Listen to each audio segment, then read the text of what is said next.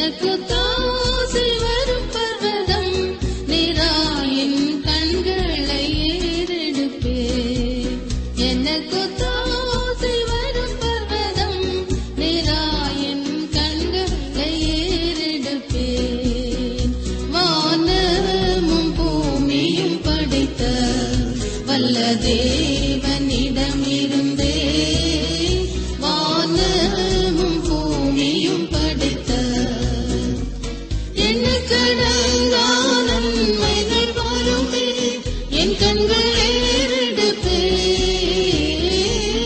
எனக்கடங்கா நன்மைகள் வருமே என் கண்கள் ஏறெடுப்பே எனக்கு தாசை வரும் பர்வதம் நிராயின் கண்களை ஏறெடுப்பே எனக்கு தாசை வரும் பர்வதம் நிராயின் கண்களை ஏறெடுப்பே மலைகள் பெயர்ந்தகன்றிடினும் நிலை மாறி புவி அகன்றிடினும் மலைகள் பெயர்ந்தகன்றிடினும் மாறிடுமோ அவர் கிருபையின் நாளும் ஆறுதல் எனக்கு வரே மாறிடுமோ அவர் கிருபையின் நாளும் ஆறுதல் எனக்கு வரே எனக்கு தாசை வரும் பர்வதம் நிராயின் கண்களை ஏறெடுப்பே எனக்கு தாசை வரும் பர்வதம் நிராயின் கண்களை ஏறெடுப்பே என் காலை தள்ளாட ஓட்டார் என்னை காக்கும் தேவன் உறங்கார் என் காலை தள்ளாட ஓட்டார் இஸ்ரவேலை காக்கும் தேவன் ராப்பகல் உறங்காரே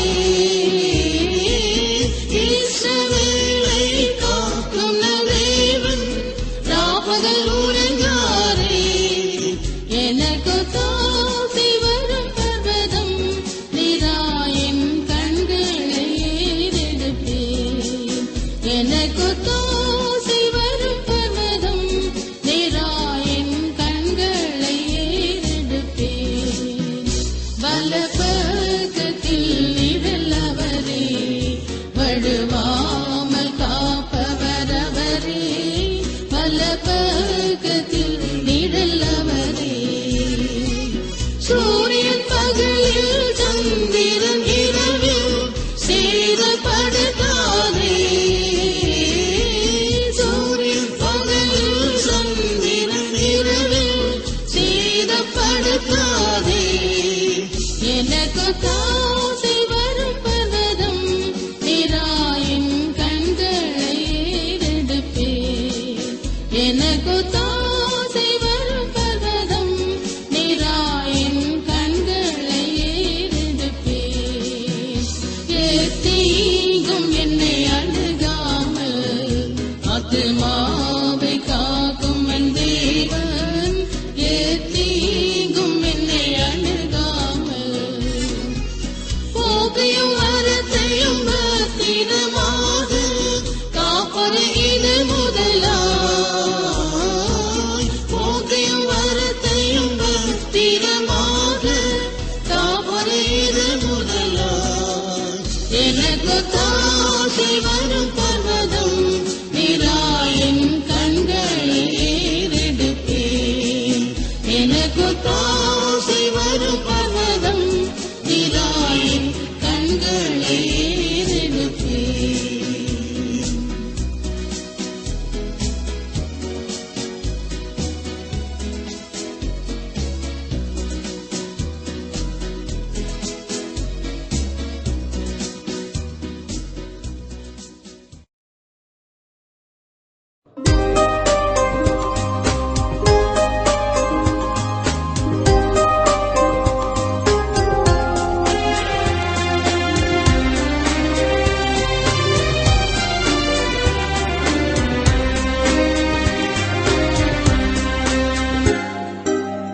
എപ്പോഴും പൊന്മുഖം ഞാൻ കാണും, അപ്പോൾ അപ്പോഴൻ ക്ലേശങ്ങളഖിലം നീങ്ങും.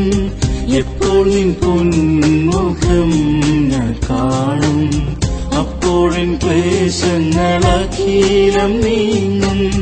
പാരിതിൻ ദുരിതങ്ങളാകെ മറന്നു യേശുവേ തിരുമുൻപിൽ ഞാൻ. പാരിതിൻ ദുരിതങ്ങളാകെ മറന്നു യേശുവേ തിരുമുൻപിൽ ഞാൻ. ആനന്ദമായി ജയഗീതം പാടും.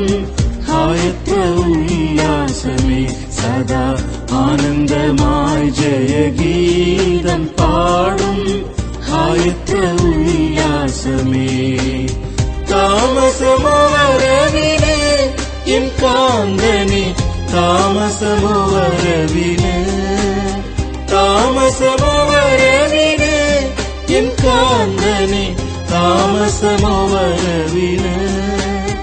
എത്ര നാളികത്തിൽ ഞാൻ കാത്തിടണം, എത്ര നാളികത്തിൽ ഞാൻ കാത്തിടണം.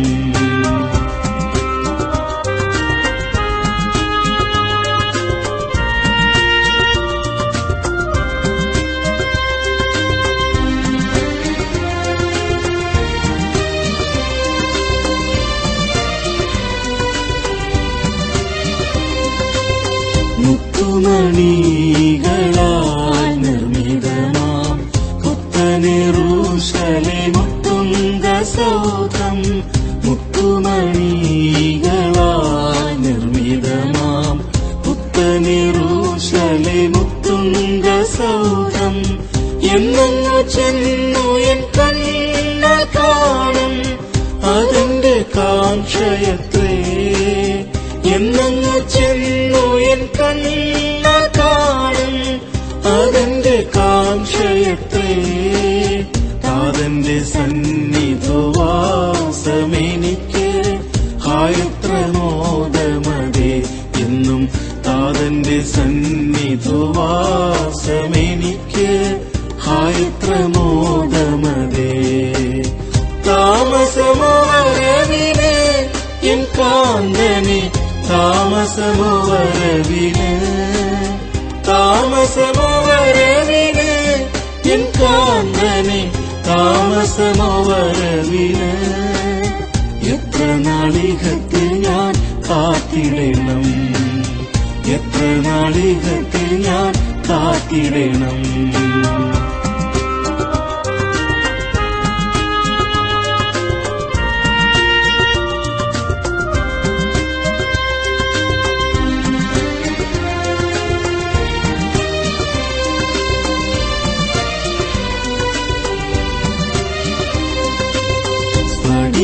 തുല്യ സ്വർണ്ണ തെരുവും ശുഭ്രജീവജലമൊഴുകും നദിയും. സ്ഫടിക തുല്യ സ്വർണ്ണ തെരുവും ശുഭ്രജീവജലമൊഴുകും നദിയും. പുതുഫലം തരും ജീവകരവും ദൈവസിംഹാസനവും. പുതുഫലം തരും ജീവകരവും ദൈവസിംഹാസനവും. വിവിധ കിരീടങ്ങളുമുണ്ടവിടെ ഇവ എന്നവകാശമേ നിത്യ. വിവിധ കിരീടങ്ങളുമുണ്ടവിടെ ഇവ എന്നവകാശമേ. താമസമോ വരവിന് എൻ കാന്തനെ, താമസമോ വരവിന്, താമസമോ വരവിന് എൻ കാന്തനെ, താമസമോ വരവിന്. എത്ര നാളികത്തിൽ ഞാൻ കാത്തിടണം, എത്ര നാളികത്തിൽ ഞാൻ കാത്തിടണം.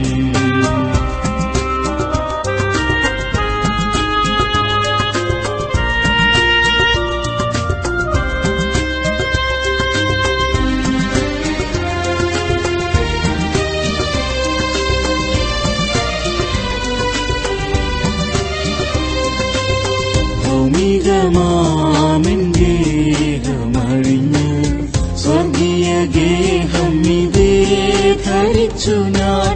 ഭൗമിക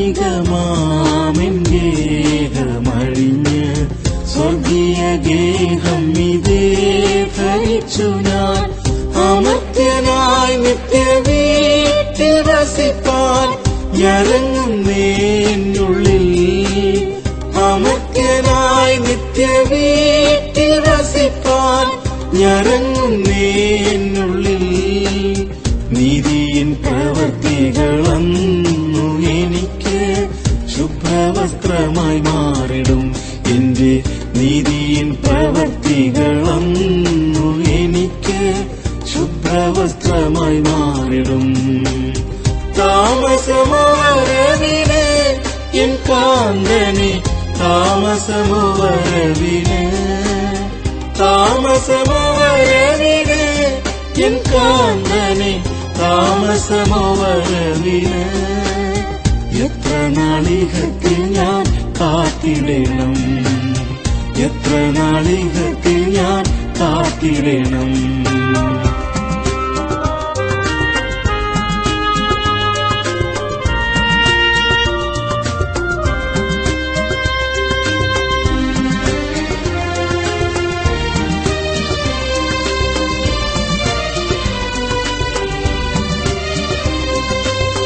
എന്മണാളാ നിന്നാമം നിമിത്തം സഹിക്കും നിന്ന പ്രയാസമഖിലം.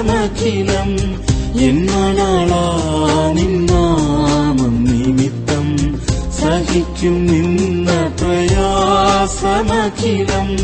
സിയോനിൻ വീണയിൻ നാദം പോലെ ധ്വനിക്കും മാധുര്യമായി. സിയോനിൻ വീണയിൻ നാദം പോലെ ധ്വനിക്കും മാധുര്യമായി. എന്നാത്മനങ്കുരമീ പ്രത്യാശ തെല്ലും ലജ്ജിക്കില്ല ഞാൻ പ്രിയ.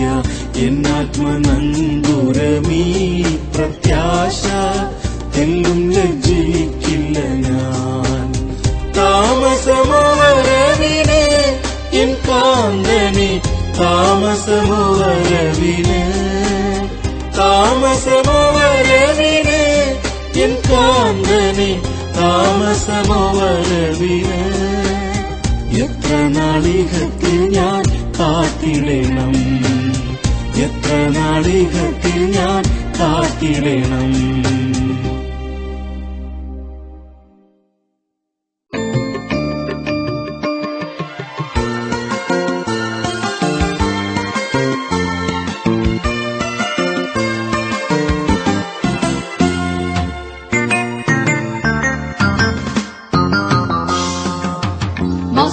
சுத்தராய் காசினி மீதினில் மாண்பூரும் சேவை செய்தவர். மாசில்லா சுத்தராய் காசினி மீதினில் மாண்பூரும் சேவை செய்தவர். ஆசையோடு சுவைப்பின் சென்றொரிவரே சியோனில் நின்றிலங்குவார். ஆசையோடு சுவைப்பின் சென்றொரிவரே சியோனில் நின்றிலங்குவார். சியோனில் கேட்குதே அஜய கீதமாய் துயவ ஜீவியமதே. சியோனில் கேட்குதே அஜய கீதமாய் துயவ ஜீவியமதே. அன்பருடன் இவர் என்றென்றும் வாழுவார். அல்லேலூயா அல்லேலூயா. அன்பருடன் இவர் என்றென்றும் வாழுவார். அல்லேலூயா அல்லேலூயா.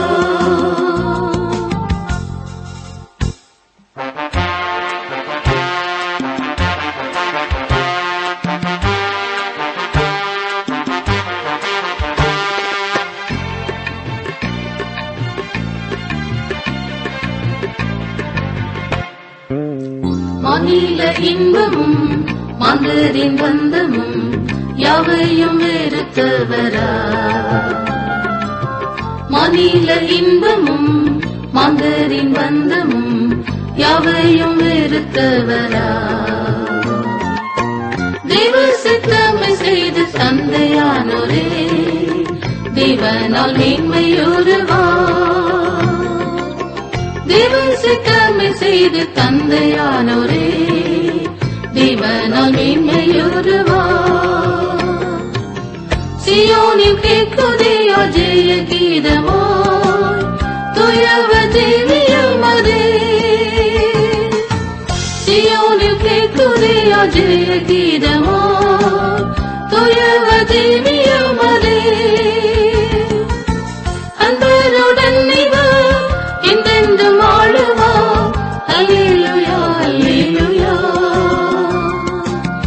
அன்பருடன் இவர் என்றென்றும் ஆளுவா அல்லேலூயா அல்லேலூயா பஞ்சம் பசியுமாய் விந்தை துயருடன் பாரினில் பாடு சகித்தோ பஞ்சம் பசியுமாய் நிந்தை துயருடன் பாரினில் பாடு சகித்தோ சேவிப்பதாதன் மோகம் கண்டு நித்தியமாய் சேவையில் ஜீவன் வைத்ததா சேவிப்பதாதன் மோகம் கண்டு நித்தியமாய் சேவையில் ஜீவன் வைத்ததா சியோனில் கேட்குதே ஜெய கீதமா துயவ ஜீவியமதே சியோனில் கேட்குதே ஜெய கீதமா துயவ ஜீவியமதே அன்பருடன் இவர் என்றென்றும் ஆளுவா அல்லேலூயா அல்லேலூயா அன்பருடன் இவர் என்றென்றும் ஆளுவா அல்லேலூயா அல்லேலூயா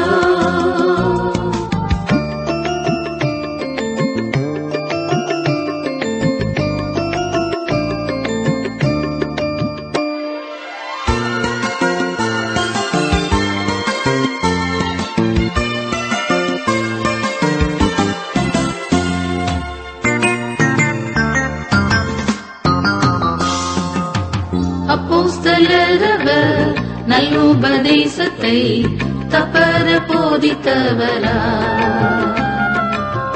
அப்போஸ்தலரவர் நல்லுபதேசத்தை தப்பர போதித்தவரா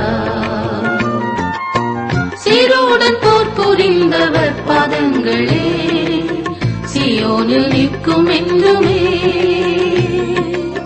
சீரோடன் போர் புரிந்தவர் பாதங்களே சியோனில் நிற்கும் என்றுமே சியோனில் கேட்குதே ஜெய கீதமா துயவ ஜீவியமதே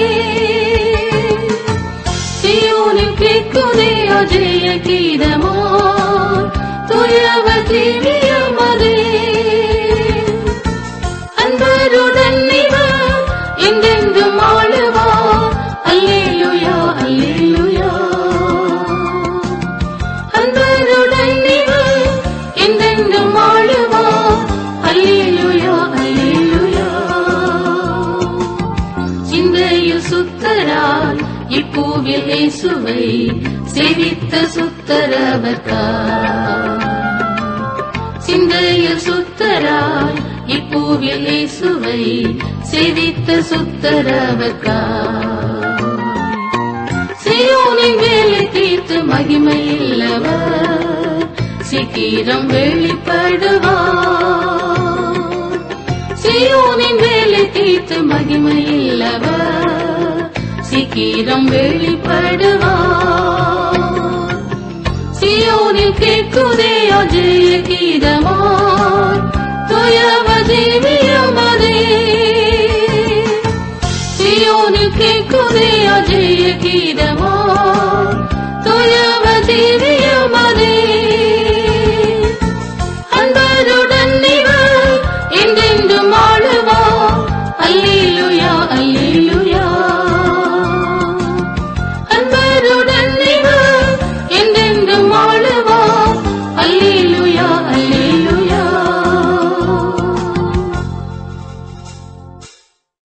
verse 3. ஏசாயா 55 அதிகாரம் 3 வசனத்திற்கு நம்முடைய வேதங்களை திருப்பி அதை வாசிப்போம். உங்கள் செவியை சாய்த்து என்னிடத்தில் வாருங்கள், கேளுங்கள், அப்பொழுது உங்கள் ஆத்துமா பிழைக்கும். தாவீதுக்கு அருளின நிச்சயமான கிருபைகளை உங்களுக்கு நித்திய உடன்படிக்கையாய் ஏற்படுத்துவேன்.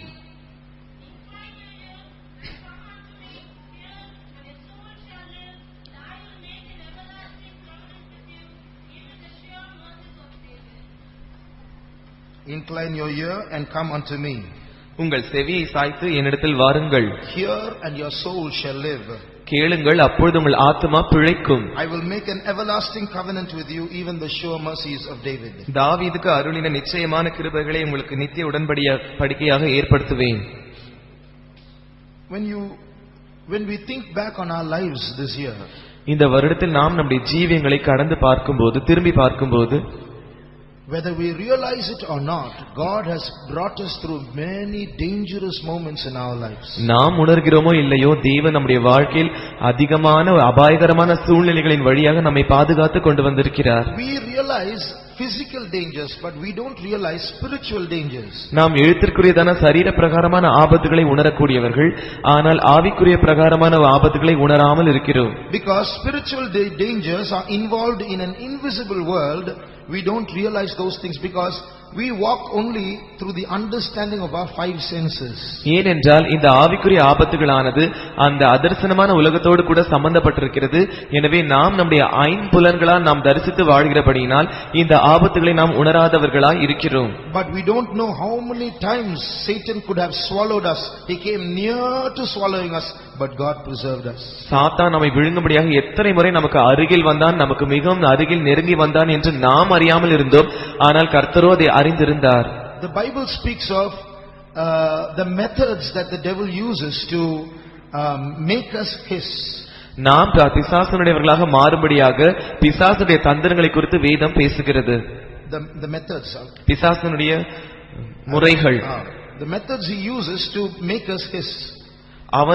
நாம் அவனுக்கு சொந்தமானவர்களாக மாறும்படியாக அவன் நமக்கு விரோதமாக உபயோகிக்கிறதான முறைகளை குறித்து வேதம் பேசுகிறது. Once we go to hell, நாம் அந்த நரகத்திற்கு போவோம் என்றால் there is no redemption after that. அந்த நரகத்திற்கு போன பிற்பாடு நமக்கு மீட்பு இல்லை. Jesus is not going to preach to us after that. அதற்கு பிறகு இயேசு வந்து நமக்கு போதிக்க போகிறதில்லை. We are not even going to see Jesus after that. அதற்கு பிறகு நம்மால் இயேசுவை ஒருபோதும் காணவும் முடியாது.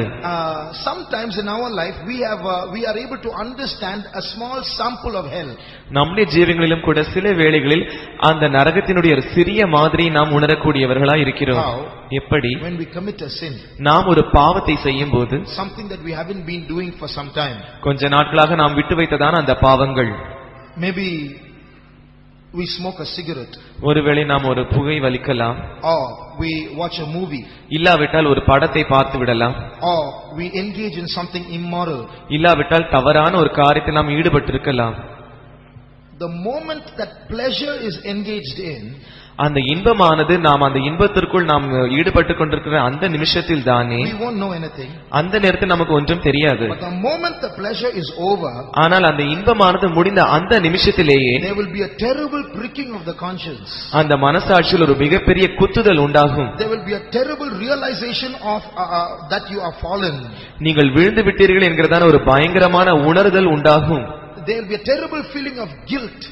ஒரு குற்ற ஒரு உணர்வு உங்களுக்கு உண்டாகும். And you will feel a terrible estrangement from God and his saints. தேவனை விட்டும் அவருடைய பரிசுத்தவான்களை விட்டும் நீங்கள் பிரிக்கப்பட்டு விட்டீர்கள் என்கிறதான ஒரு பெரிய மிகப்பெரிய தனிமை, பயங்கரமான தனிமை உண்டாகும். How many have realized that? எத்தனை பேர் நீங்கள் அதை உணர்ந்திருக்கிறீர்கள்? Put up your hands. That's right. This is a sample of hell. இதுதான் நரகத்தினுடைய ஒரு சிறிய மாதிரி. But because of a grace period, God takes away that situation and brings us back into his presence. ஆனால் நாம் கிருபையின் காலத்தில் இருப்பதினால் தேவன் அந்த சூழ்நிலையை நம்மை விட்டு அகற்றி மறுபடியும் அவருடைய சமூகத்தில் நம்மை கொண்டு வருகிறார். But once we go to hell, ஆனால் ஒரு முறை நாம் நரகத்துக்கு போய்விட்டோம் என்றால் there is no coming back. அதற்கு பிறகு அங்கிருந்து வெளியே வருகிறது என்கிற விஷயம் இல்லை. We can think of those days we went to church.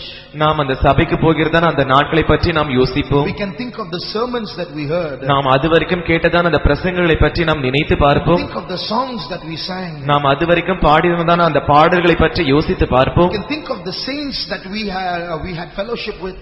அந்த நரகத்தில் இருந்து கொண்டு நாம் அந்த தேவனுடைய பரிசுத்தவான்களோடு கூட இருந்ததான அந்த ஐக்கியத்தை பற்றி நாம் நினைத்து பார்ப்போம். You cannot see those saints anymore. மறுபடியும் அந்த பரிசுத்தவான்களை நாம் பார்க்க முடியாது. You cannot sing those songs anymore. இதுவரைக்கும் நாம் பாடினதான அந்த பாடல்களை நாம் பாட முடியாது. You cannot go to the church anymore. அதற்கு பிறகு நாம் சபைக்கு கோயிலுக்கு போக முடியாது. The devil will be there without disguise. பிசாசானவர் அங்கே எந்த மறைமுக வேஷம் இல்லாமல் பிசாசாகவே இருப்பான். We'll be seeing him there face to face. நாம் அவனை அங்கே முகமுகமாய் காணுவோம். And for that today he is working all out to deceive our souls. அந்த விஷயத்திற்காக இன்றுதானே நம்முடைய எல்லாருடைய ஆத்துமாக்களையும் அவன் வஞ்சிக்கும்படியாக மிகவும் முயற்சி செய்து கிரியை செய்கிறான். The Bible speaks of the wiles of the devil. வேதம் சொல்லுகிறது பிசாசினுடைய தந்திரங்கள் என்று சொல்லுகிறது. Read Ephesians chapter 6 verse 11. எபேசியர் 6ஆம் அதிகாரம் 11ஆம் வசனத்தை வாசியுங்கள். நீங்கள் பிசாசின் தந்திரங்களோடு எதிர்த்து நிற்க திராணியுள்ளவர்களாகும்படி தேவனுடைய சர்வாயுத வர்க்கத்தையும் தரித்துக் கொள்ளுங்கள். Here we read of the wiles or the deception of the devil. இங்கே பிசாசின் தந்திரங்கள் இல்லாவிட்டால் பிசாசின் வஞ்சகங்கள் என்பதை பற்றி நாம் படிக்கிறோம். Then we read of the snare of the devil. அதற்கு பிறகு பிசாசினுடைய கண்ணி என்று நாம் படிக்கிறோம். 2 Timothy 2:26. 2 தீமோத்தேயு 2ஆம் அதிகாரம் 26ஆம் வசனம். பிசாசினுடைய இச்சையின்படி செய்ய அவனால் பிடிபட்டிருக்கிற அவர்கள் மறுபடியும் மயக்கம் தெளிந்து அவன் கண்ணிக்கு நீங்கத்தக்கதாகவும். So here we read of a snare of the devil. இங்கே பிசாசின் கண்ணி என்று நாம் படிக்கிறோம். Then we read of the condemnation of the devil. அதற்கு பிறகு பிசாசு அடைந்த ஆக்கினை என்று நாம் படிக்கிறோம். 1 Timothy 3:6. 1 தீமோத்தேயு 3ஆம் அதிகாரம் 6ஆம் வசனம். அவன் இருமாப்படைந்து பிசாசு அடைந்த ஆக்கினையிலே விழாதபடிக்கு நூதன சீஷனா இருக்க கூடாது. So here we read of three things. இங்கே மூன்று காரியங்களை நாம் படிக்கிறோம். One is the deception or the wiles of the devil. ஒன்று பிசாசின் வஞ்சகங்கள் இல்லாவிட்டால் பிசாசின் தந்திரங்கள். Two, the snare of the devil. இரண்டாவது பிசாசின் கண்ணிகள். Three, the condemnation of the devil. மூன்றாவது பிசாசு அடைந்த ஆக்கினை. Now, what is the wiles of the devil? பிசாசின் தந்திரங்கள் என்று சொன்னால் அதனுடைய அர்த்தம் என்ன? The devil plans. பிசாசு திட்டமிடுகிறான். Now, whether you know it or not, there are devils in this area. நீங்கள் இதை அறிந்திருக்கிறீர்களோ இல்லையோ இந்த பகுதியில் பிசாசுகள் சுற்றிலும் இருக்கிறது. There is a government in this area. பிசாசுக்கு என்று ஒரு அரசாங்கம் இந்த பகுதியில் உண்டு. There are people who claim power over different regions.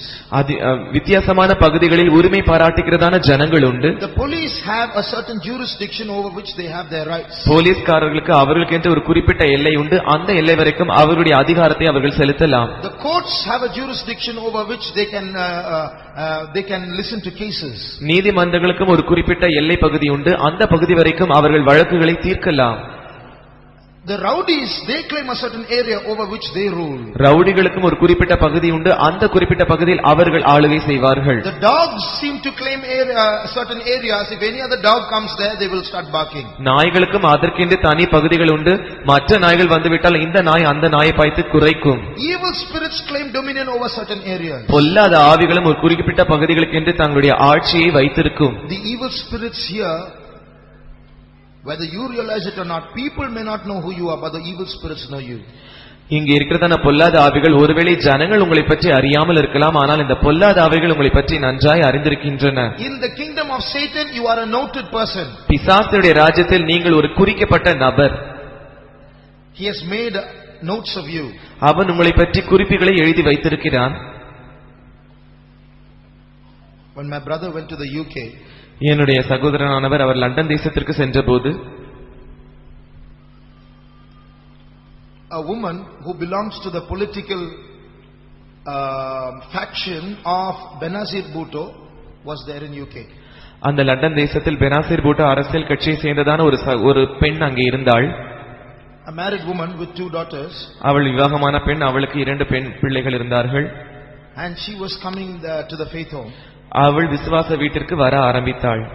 She was a Muslim, but she accepted Christ. அவர்கள் முஸ்லிம் மதத்தை சேர்ந்தவர்களாக இருந்தார்கள். ஆனால் கிறிஸ்துவை ஏற்றுக்கொண்டார்கள். But after some time she stopped coming to the church. ஆனால் அதற்கு பிறகு கொஞ்ச நாட்களாக அவர்கள் சபைக்கு வருவதை நிறுத்திவிட்டார்கள்.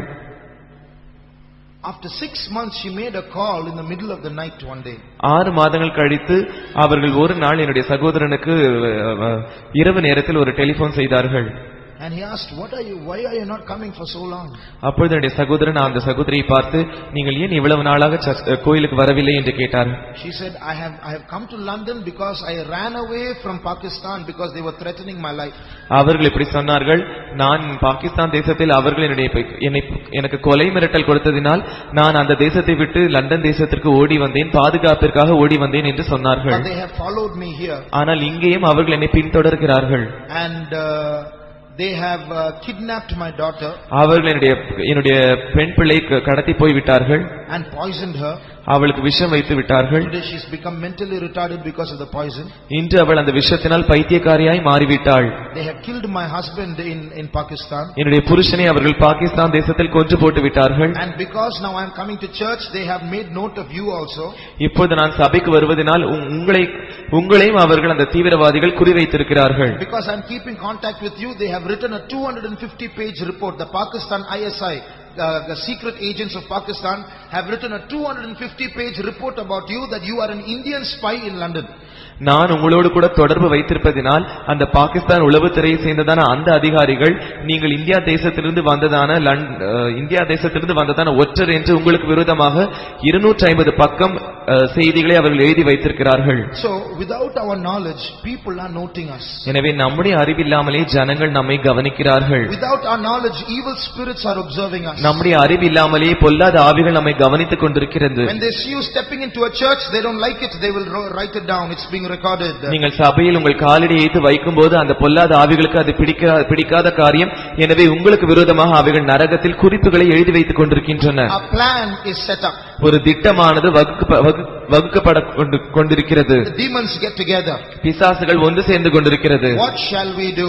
நாம் என்ன செய்ய போகிறோம்? The crowds in this church are getting larger and larger. இந்த சபையில் கூட்டமானது நாளுக்கு நாள் அதிகரித்துக் கொண்டிருக்கிறது. Something has to be done. ஏதோ ஒன்று செய்யப்பட வேண்டும். They can't push us all out. ஆனால் அவைகள் நம்ம எல்லாரையும் ஒன்றாக சேர்த்து அது வெளியே அனுப்பாது. But they can create a plan where individuals can be pushed out. ஆனால் ஒவ்வொரு நபராக அதை வெளியே அனுப்பும்படியாக அது திட்டங்களை வகுக்கும். So they come to a council. எனவே அவைகள் ஒரு ஆலோசனைக்கு வரும். They make a plan. அவைகள் ஒரு திட்டம் போடும். And at the end of the plan is a snare. அந்த திட்டத்தின் முடிவில் ஒரு கண்ணி வைக்கப்பட்டிருக்கும். Where a believer, a child of God who wants to progress in his spiritual life gets trapped.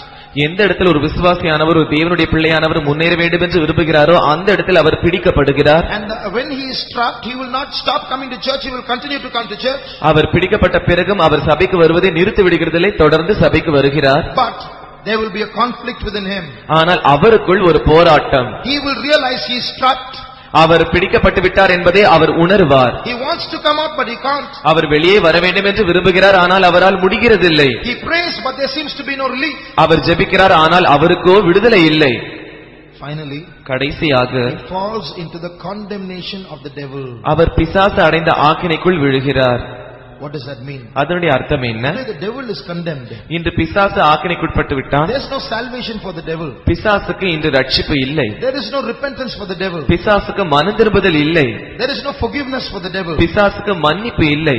Now the devil wants man to fall into the same condemnation. ஆனால் இப்பொழுது பிசாசுக்கு அவன் எந்த ஆக்கினையில் விழுந்தானோ அதே ஆக்கினையில் மனுஷன் விழ வேண்டும் என்று அவன் எதிர்பார்க்கிறான். So he will trap you in the snare till you give up hope. எனவே அவன் உங்களை கண்ணியில் சிக்க வைத்து நீங்கள் நம்பிக்கை இழந்து போக மட்டும் உங்களை சிக்க வைத்துக் கொண்டே இருப்பான். There are so many of us here who are trapped in snares. இங்கு நம்மில் அநேகர் இருக்கிறார்கள், அவர்கள் கண்ணிகளில் சிக்கப்பட்டுக் கொண்டிருக்கிறார்கள். What is the plan of the devil? ஆனால் பிசாசினுடைய திட்டம் என்ன? To leave us in that snare till we lose hope. அந்த கண்ணில் அவன் நம்மை வைத்துக் கொண்டே இருப்பான். நாம் நம்பிக்கை இழந்து போகும் வரைக்கும் அவன் நம்மை அந்த கண்ணில் வைத்துக் கொண்டே இருப்பான். So once we lose hope, condemnation has come in. எனவே ஒரு முறை நாம் நம்முடைய நம்பிக்கையை இழந்துவிட்டால் அந்த இடத்தில் ஆக்கினை வரும். So we just come to church for the sake of coming to church. எனவே சபைக்கு வர வேண்டுமே என்பதற்காக நாம் சபைக்கு வந்து கொண்டிருப்போம். I come to church because my wife comes to church or my husband comes to church, but I have no hope. என்னுடைய மனைவி சபைக்கு வருகிறதுனால் நான் வருகிறேன், என்னுடைய கணவன் சபைக்கு வருகிறதுனால் வருகிறேன், ஆனால் எனக்கோ நம்பிக்கையே இல்லை.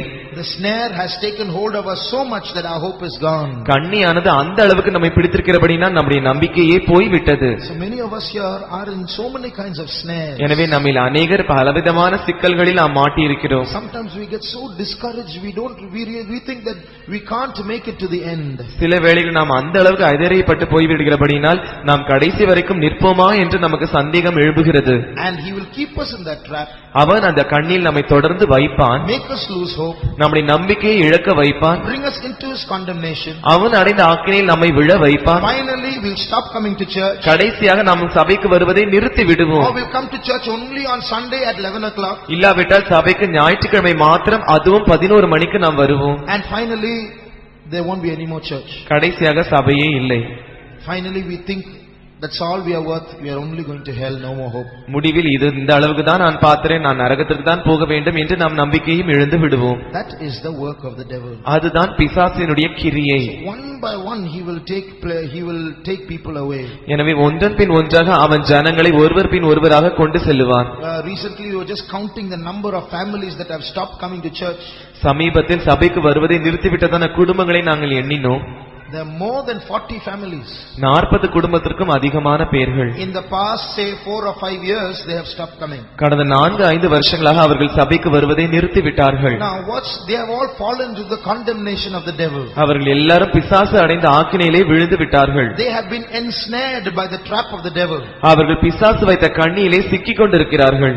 But they can be brought back. ஆனால் அவர்கள் மறுபடியுமாய் கொண்டு வரப்படலாம். Just like the devil has wiles, பிசாசுக்கு எப்படி தந்திரங்கள் இருக்கிறதோ, just like the devil has snares, பிசாசுக்கு எப்படி கண்ணிகள் இருக்கிறதோ, just like the devil has condemnation, பிசாசுக்கு எப்படி அவன் அடைந்த ஆக்கினை இருக்கிறதோ, God on his side also is doing things. தேவனும் அவருடைய பக்கத்தில் இருந்து கொண்டு அவருடைய வேலையை செய்கிறார். Just like the devil plans condemnation, God plans salvation. பிசாசு எப்படி ஆக்கினையை தீர்மானிக்கிறானோ அதே போல தேவன் ரட்சிப்பை திட்டமிடுகிறார். Just like the devil has snares, God has what is called the net of the kingdom of God. பிசாசுக்கு எப்படி கண்ணிகள் இருக்கிறதோ அதே போலவே தேவனுக்கும் அவருடைய ராஜ்யத்தின் வலை இருக்கிறது. That is the gospel of Jesus Christ. அதுதான் இயேசு கிறிஸ்துவினுடைய சுவிசேஷம்.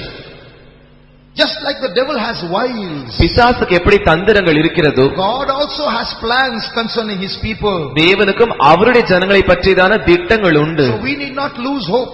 எனவே நாம் நம்பிக்கை இழந்துவிட வேண்டிய அவசியமில்லை. If there is anyone here fallen into the snare of the devil, இங்கே யாராவது ஒருவர் பிசாசுடைய கண்ணில் நீங்கள் விழுந்து விட்டீர்கள் என்றால், this full year is full of failure for you. இந்த முழு வருஷமும் முழுவதும் உங்களுக்கு தோல்வியாய் இருந்திருக்கும். That particular snare is not leaving your life. அந்த குறிப்பிட்ட கண்ணியானது உங்களுடைய ஜீவித்தை விட்டு போகிறதில்லை. Maybe a particular habit, ஒருவேளை ஒரு குறிப்பிட்ட பழக்கமா இருக்கலாம், maybe a particular obsession about something, இல்லாவிட்டால் சில காரியங்களை செய்ய வேண்டும் என்கிறதான அதிகமான எண்ணங்களுடையவர்களா இருக்கலாம், or it may be a particular affection, இல்லாவிட்டால் ஒரு குறிப்பிட்ட ஈர்ப்பாக அன்பா இருக்கலாம், or it may be the television, இல்லாவிட்டால் அது டிவியா இருக்கலாம், or it may be jewelry, இல்லாவிட்டால் அது ஆபரணங்களா or இருக்கலாம், it may be a loss of faith for standing for divine healing, இல்லாவிட்டால் தெய்வீக சுகத்திற்கு நிற்பதற்கு இல்லாத விசுவாசமா இருக்கலாம், or it might be some problem of witchcraft. இல்லாவிட்டால் மந்திரவாதத்தின் ஏதோ ஒரு பிரச்சனையா It has இருக்கலாம். come on you like a snare and you are not able to leave it. அது உங்கள் மேல் ஒரு கண்ணை போல் வந்திருக்கிறது, அது உங்களை விடுகிறதில்லை. Don't be discouraged. நீங்கள் அதைரியப்பட வேண்டாம். God has a plan for you. உங்களை பற்றி தேவனுக்கு ஒரு திட்டம் இருக்கிறது. Don't lose hope. நீங்கள் உங்களுடைய நம்பிக்கையை இழந்து விட வேண்டாம். God has a plan for you. உங்களுக்கு என்று தேவன் ஒரு திட்டம் வைத்திருக்கிறார். That is why you have come here. எனவேதான் நீங்கள் இங்கே That வந்திருக்கிறீர்கள். is why God has brought you here. எனவேதான் தேவன் இங்கே உங்களை கொண்டு வந்திருக்கிறார். Till God condemns you, don't condemn yourself. தேவன் உங்களை ஆக்கினைக்குள்ளாக தீர்க்கும் வரைக்கும் நீங்கள் உங்களே ஆக்கினைக்குள்ளாக தீர்க்க வேண்டாம். Who is he that condemneth? It is Christ that died for you. உங்களுக்கு விரோதமாக குற்றம் சாட்டுகிறவன் யார்? இயேசு கிறிஸ்து தான் உங்களுக்காக மரித்தார். He condemns, no hope. அவர் உங்களை ஆக்கினைக்குள்ளாக தீர்த்து விட்டால் அதற்கு பிறகு நம்பிக்கை இல்லை. But just like the devil has wiles, he has plans for you. பிசாசுக்கு எப்படி தந்திரங்கள் இருக்கிறதோ அதே போல தேவனுக்கும் உங்களை பற்றிதான திட்டங்கள் உண்டு. That's why we read in the key verse. எனவேதான் நாம் மூல வசனத்தில் வாசித்தோம், Incline your ear. உங்கள் செவியை சாயுங்கள், Come unto me. என்னிடத்தில் வாருங்கள், Hear and your soul shall live. கேளுங்கள், அப்பொழுது உங்கள் ஆத்துமா பிழைக்கும். Don't condemn yourself and die. உங்களை தாங்களே நீங்கள் ஆக்கினைக்குள்ளாக தீர்த்துக் கொண்டு நீங்கள் மரிக்க வேண்டாம். Don't lose hope and sell your soul to Satan. நீங்கள் உங்கள் நம்பிக்கையை இழந்துவிட்டு உங்கள் ஆத்துமாக்களை சாத்தானிடத்தில் விற்று போக வேண்டாம். Even if your leg has fallen into the trap, உங்களுடைய கால்களானது கண்ணியில் மாட்டிக்கொண்டாலும் God has a way to bring you out of it. அதை வெளியே கொண்டு வருவதற்கு தேவன் ஒரு வழியை வைத்திருக்கிறார். And it is to tell you that he is making an everlasting covenant with us this morning. அவர் உங்களோடு கூட நித்திய உடன்படிக்கை செய்வேன் என்று அவர் சொல்லும்படியாக இதை சொல்லுகிறார். It is to tell us that he is making an everlasting covenant with us this morning. அவர் நம்மோடு கூட நித்திய உடன்படிக்கை இதை சொல்லும்படியாக தான் நித்திய உடன்படிக்கை செய்கிறார்.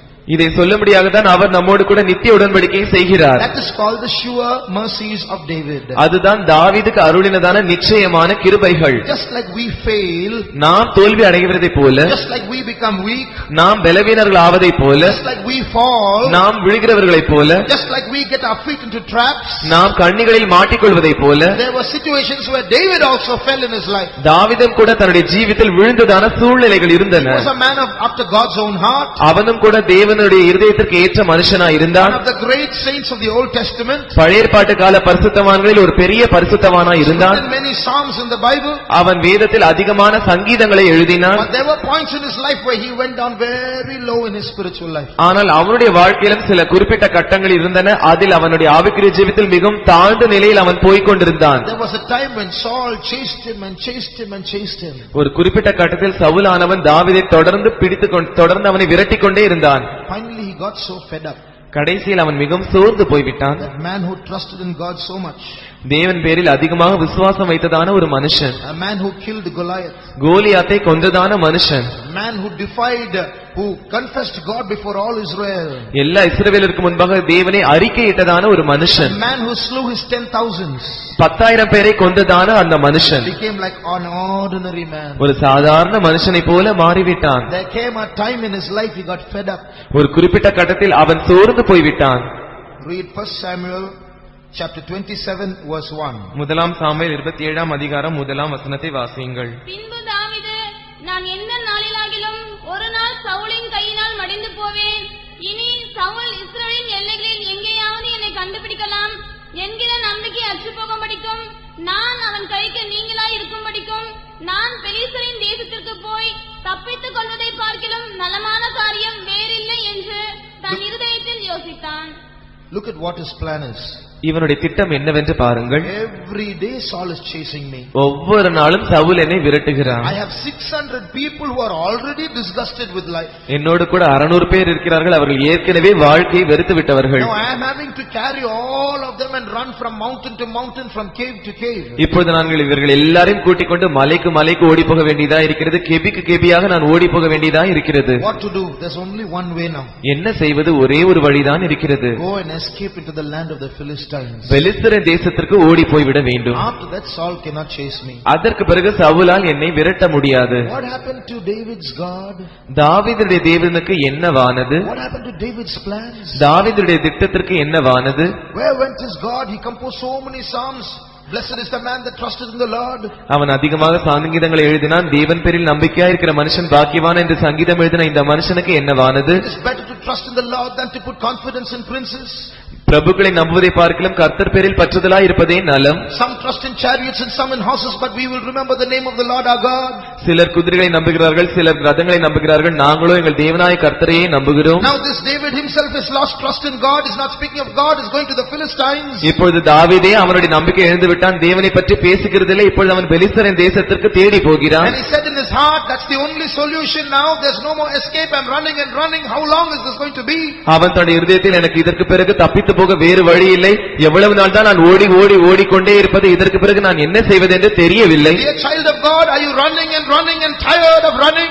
அருமையான தேவனுடைய பிள்ளையே, நீங்கள் ஓடி ஓடி ஓடி மிகவும் களைத்து விட்டீர்களா? Praying and praying and praying and tired of praying. ஜெபித்து ஜெபித்து ஜெபித்து மிகவும் களைப்புற்று இருக்கிறீர்களா? Fast and fast and fast, nothing is happening, you're tired. உபவாசித்து உபவாசித்து உபவாசித்து ஒன்றுமே நடக்கிறதில்லை, மிகவும் களைத்து போய்விட்டீர்களா? Are you saying in your heart that it's time to run to the Philistines? நீங்கள் உங்களுடைய இருதயத்தில் இப்பொழுது பெலிஸ்தருடைய தேசத்திற்கு ஓடி போவது நலம் என்று உங்கள் இருதயத்தில் சொல்லுகிறீர்களா? I was better before I was saved. நான் ரட்சிக்கப்படுவதற்கு முன்பாக நன்றாக இருந்தேன். Has that lamentation begun in your heart? அந்த புலம்பல் உங்கள் இருதயத்தில் ஆரம்பித்திருக்கிறதா? And David arose and he passed over with his 600 men and went to Achish, the king of the Philistines. தாவீது தன்னோடு இருந்த 600 பேரோடும் கூட எழுந்திருந்து மாகோயோகின் குமாரனாகிய ஆகீஸ் என்னும் காத்தின் ராஜாவினிடத்தில் போய் சேர்ந்தான். So he and the king joined together. எனவே அவனும் அந்த ராஜாவும் ஒன்றாய் சேர்ந்து விட்டார்கள். Verse 5. 5ஆம் வசனம். Verse 4. And Saul sought no more again for him. அதற்கு பிறகு சவுல் தாவீதை தேடவில்லை. Rest at last. கடைசியாக இளைப்பாறுதல். How many years of running and running and running. எத்தனை வருஷங்களாக ஓடிக்கொண்டே இருந்தேன். Now at last rest. இப்பொழுது கடைசியில் இளைப்பாறுதல். Saul is not seeking after me. Saul இதற்கு பிறகு என்னை தேடவில்லை. Many have gone away from the presence of God. அநேகர் தேவனுடைய சமூகத்தை விட்டு ஓடிவிட்டார்கள். Just like David found rest outside Israel, they have also found our rest outside Israel. தாவீது எப்படி இஸ்ரவேலுக்கு புறம்பே இளைப்பாறுதலை கண்டுபிடித்தானோ அதே போல இவர்களும் சபைக்கு புறம்பே இளைப்பாறுதலை கண்டுபிடித்திருக்கிறார்கள். Go and talk to them. So no, I'm quite happy now. Please don't ask me to come to church. அவர்களிடத்தில் போய் பேசினால், இல்லை நாங்கள் மிகவும் சந்தோஷமா இருக்கிறோம், தயவு செய்து உங்கள் சபைக்கு மறுபடியும் எங்களை கூப்பிட வேண்டாம். And David went to Achish.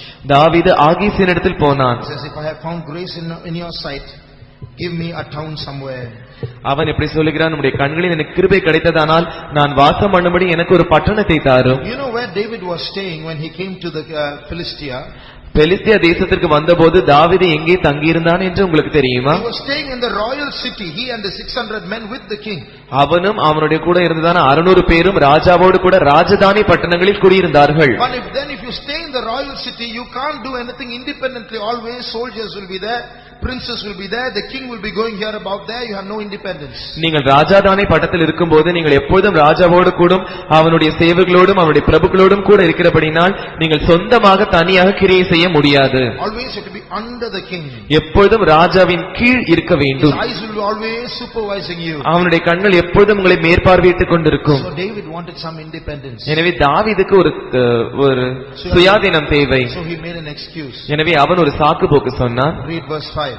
5ஆம் வசனத்தை வாசியுங்கள். தாவீது ஆகீசை நோக்கி, உம்முடைய கண்களில் எனக்கு தயை கிடைக்குமானால் நான் வாசம் பண்ணும்படி நாட்டிலுள்ள ஊர்களிலே ஒன்றில் எனக்கு இடம் தாரும். உம்முடைய அடியான் உம்மோடே கூட ராஜதானி பட்டணத்திலே வாசமாய் இருப்பானேன் என்றான். Why should I dwell in the chief city with you? நானே உம்மோடு கூட ராஜதானி பட்டணத்தில் வாசமாய் இருக்க வேண்டும். I have 600 people, they are occupying a lot of place. You give me a small city in the corner, that's enough.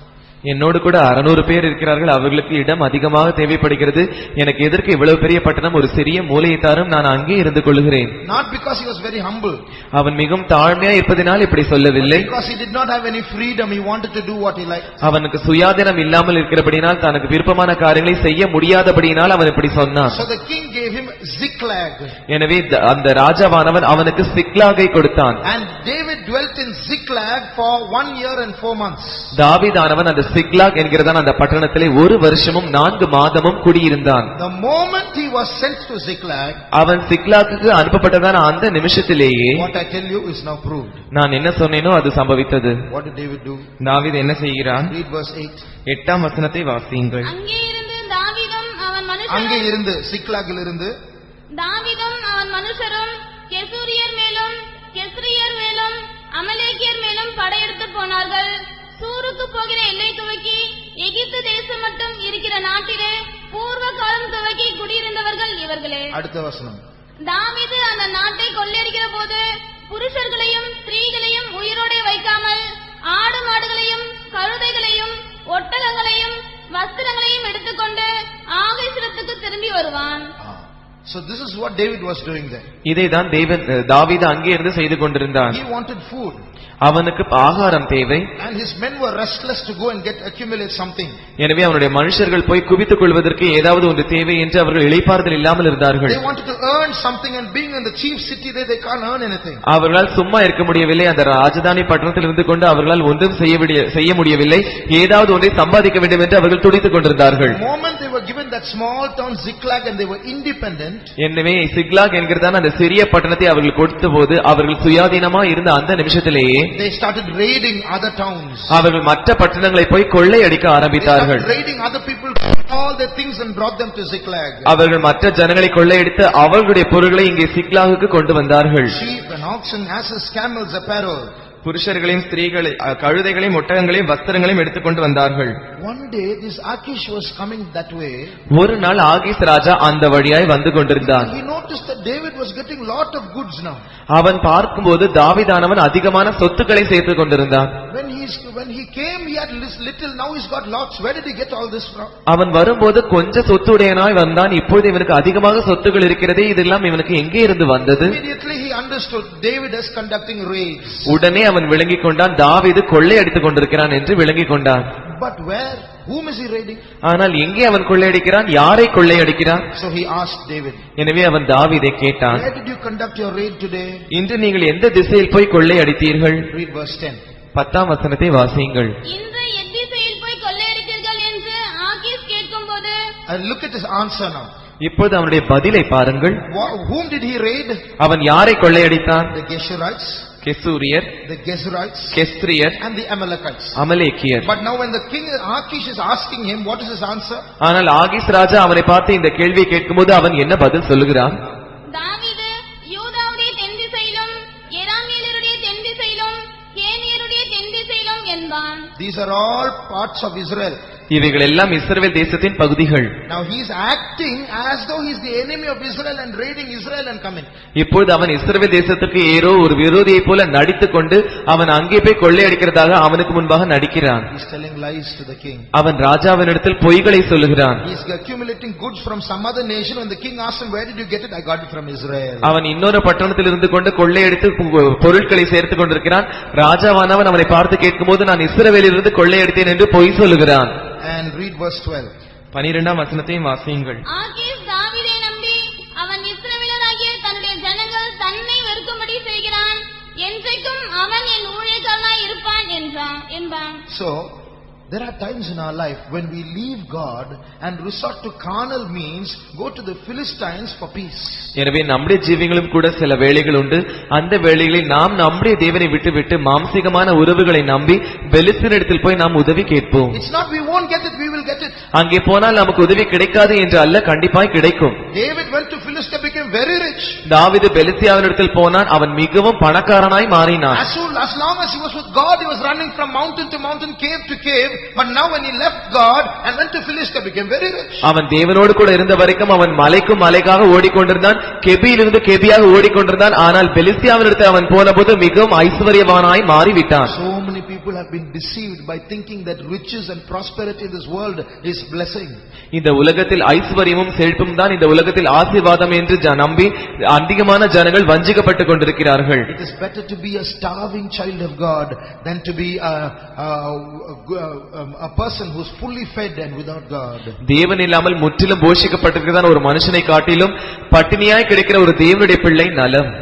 Blessed are those who have this revelation. இந்த வெளிப்படுத்தல்களை உடையவர்கள் பாக்கியவான்கள். David was fully pressed on all sides. தாவீது எல்லா பக்கங்களிலும் இருந்து அவன் நெருக்கப்பட்டான். How long am I going to be like this? நான் எத்தனை நாட்களுக்கு இப்படி இருப்பது? So he ran to Philistia. எனவே அவன் பெலிஸ்தியாவினிடத்தில் ஓடி போனான்.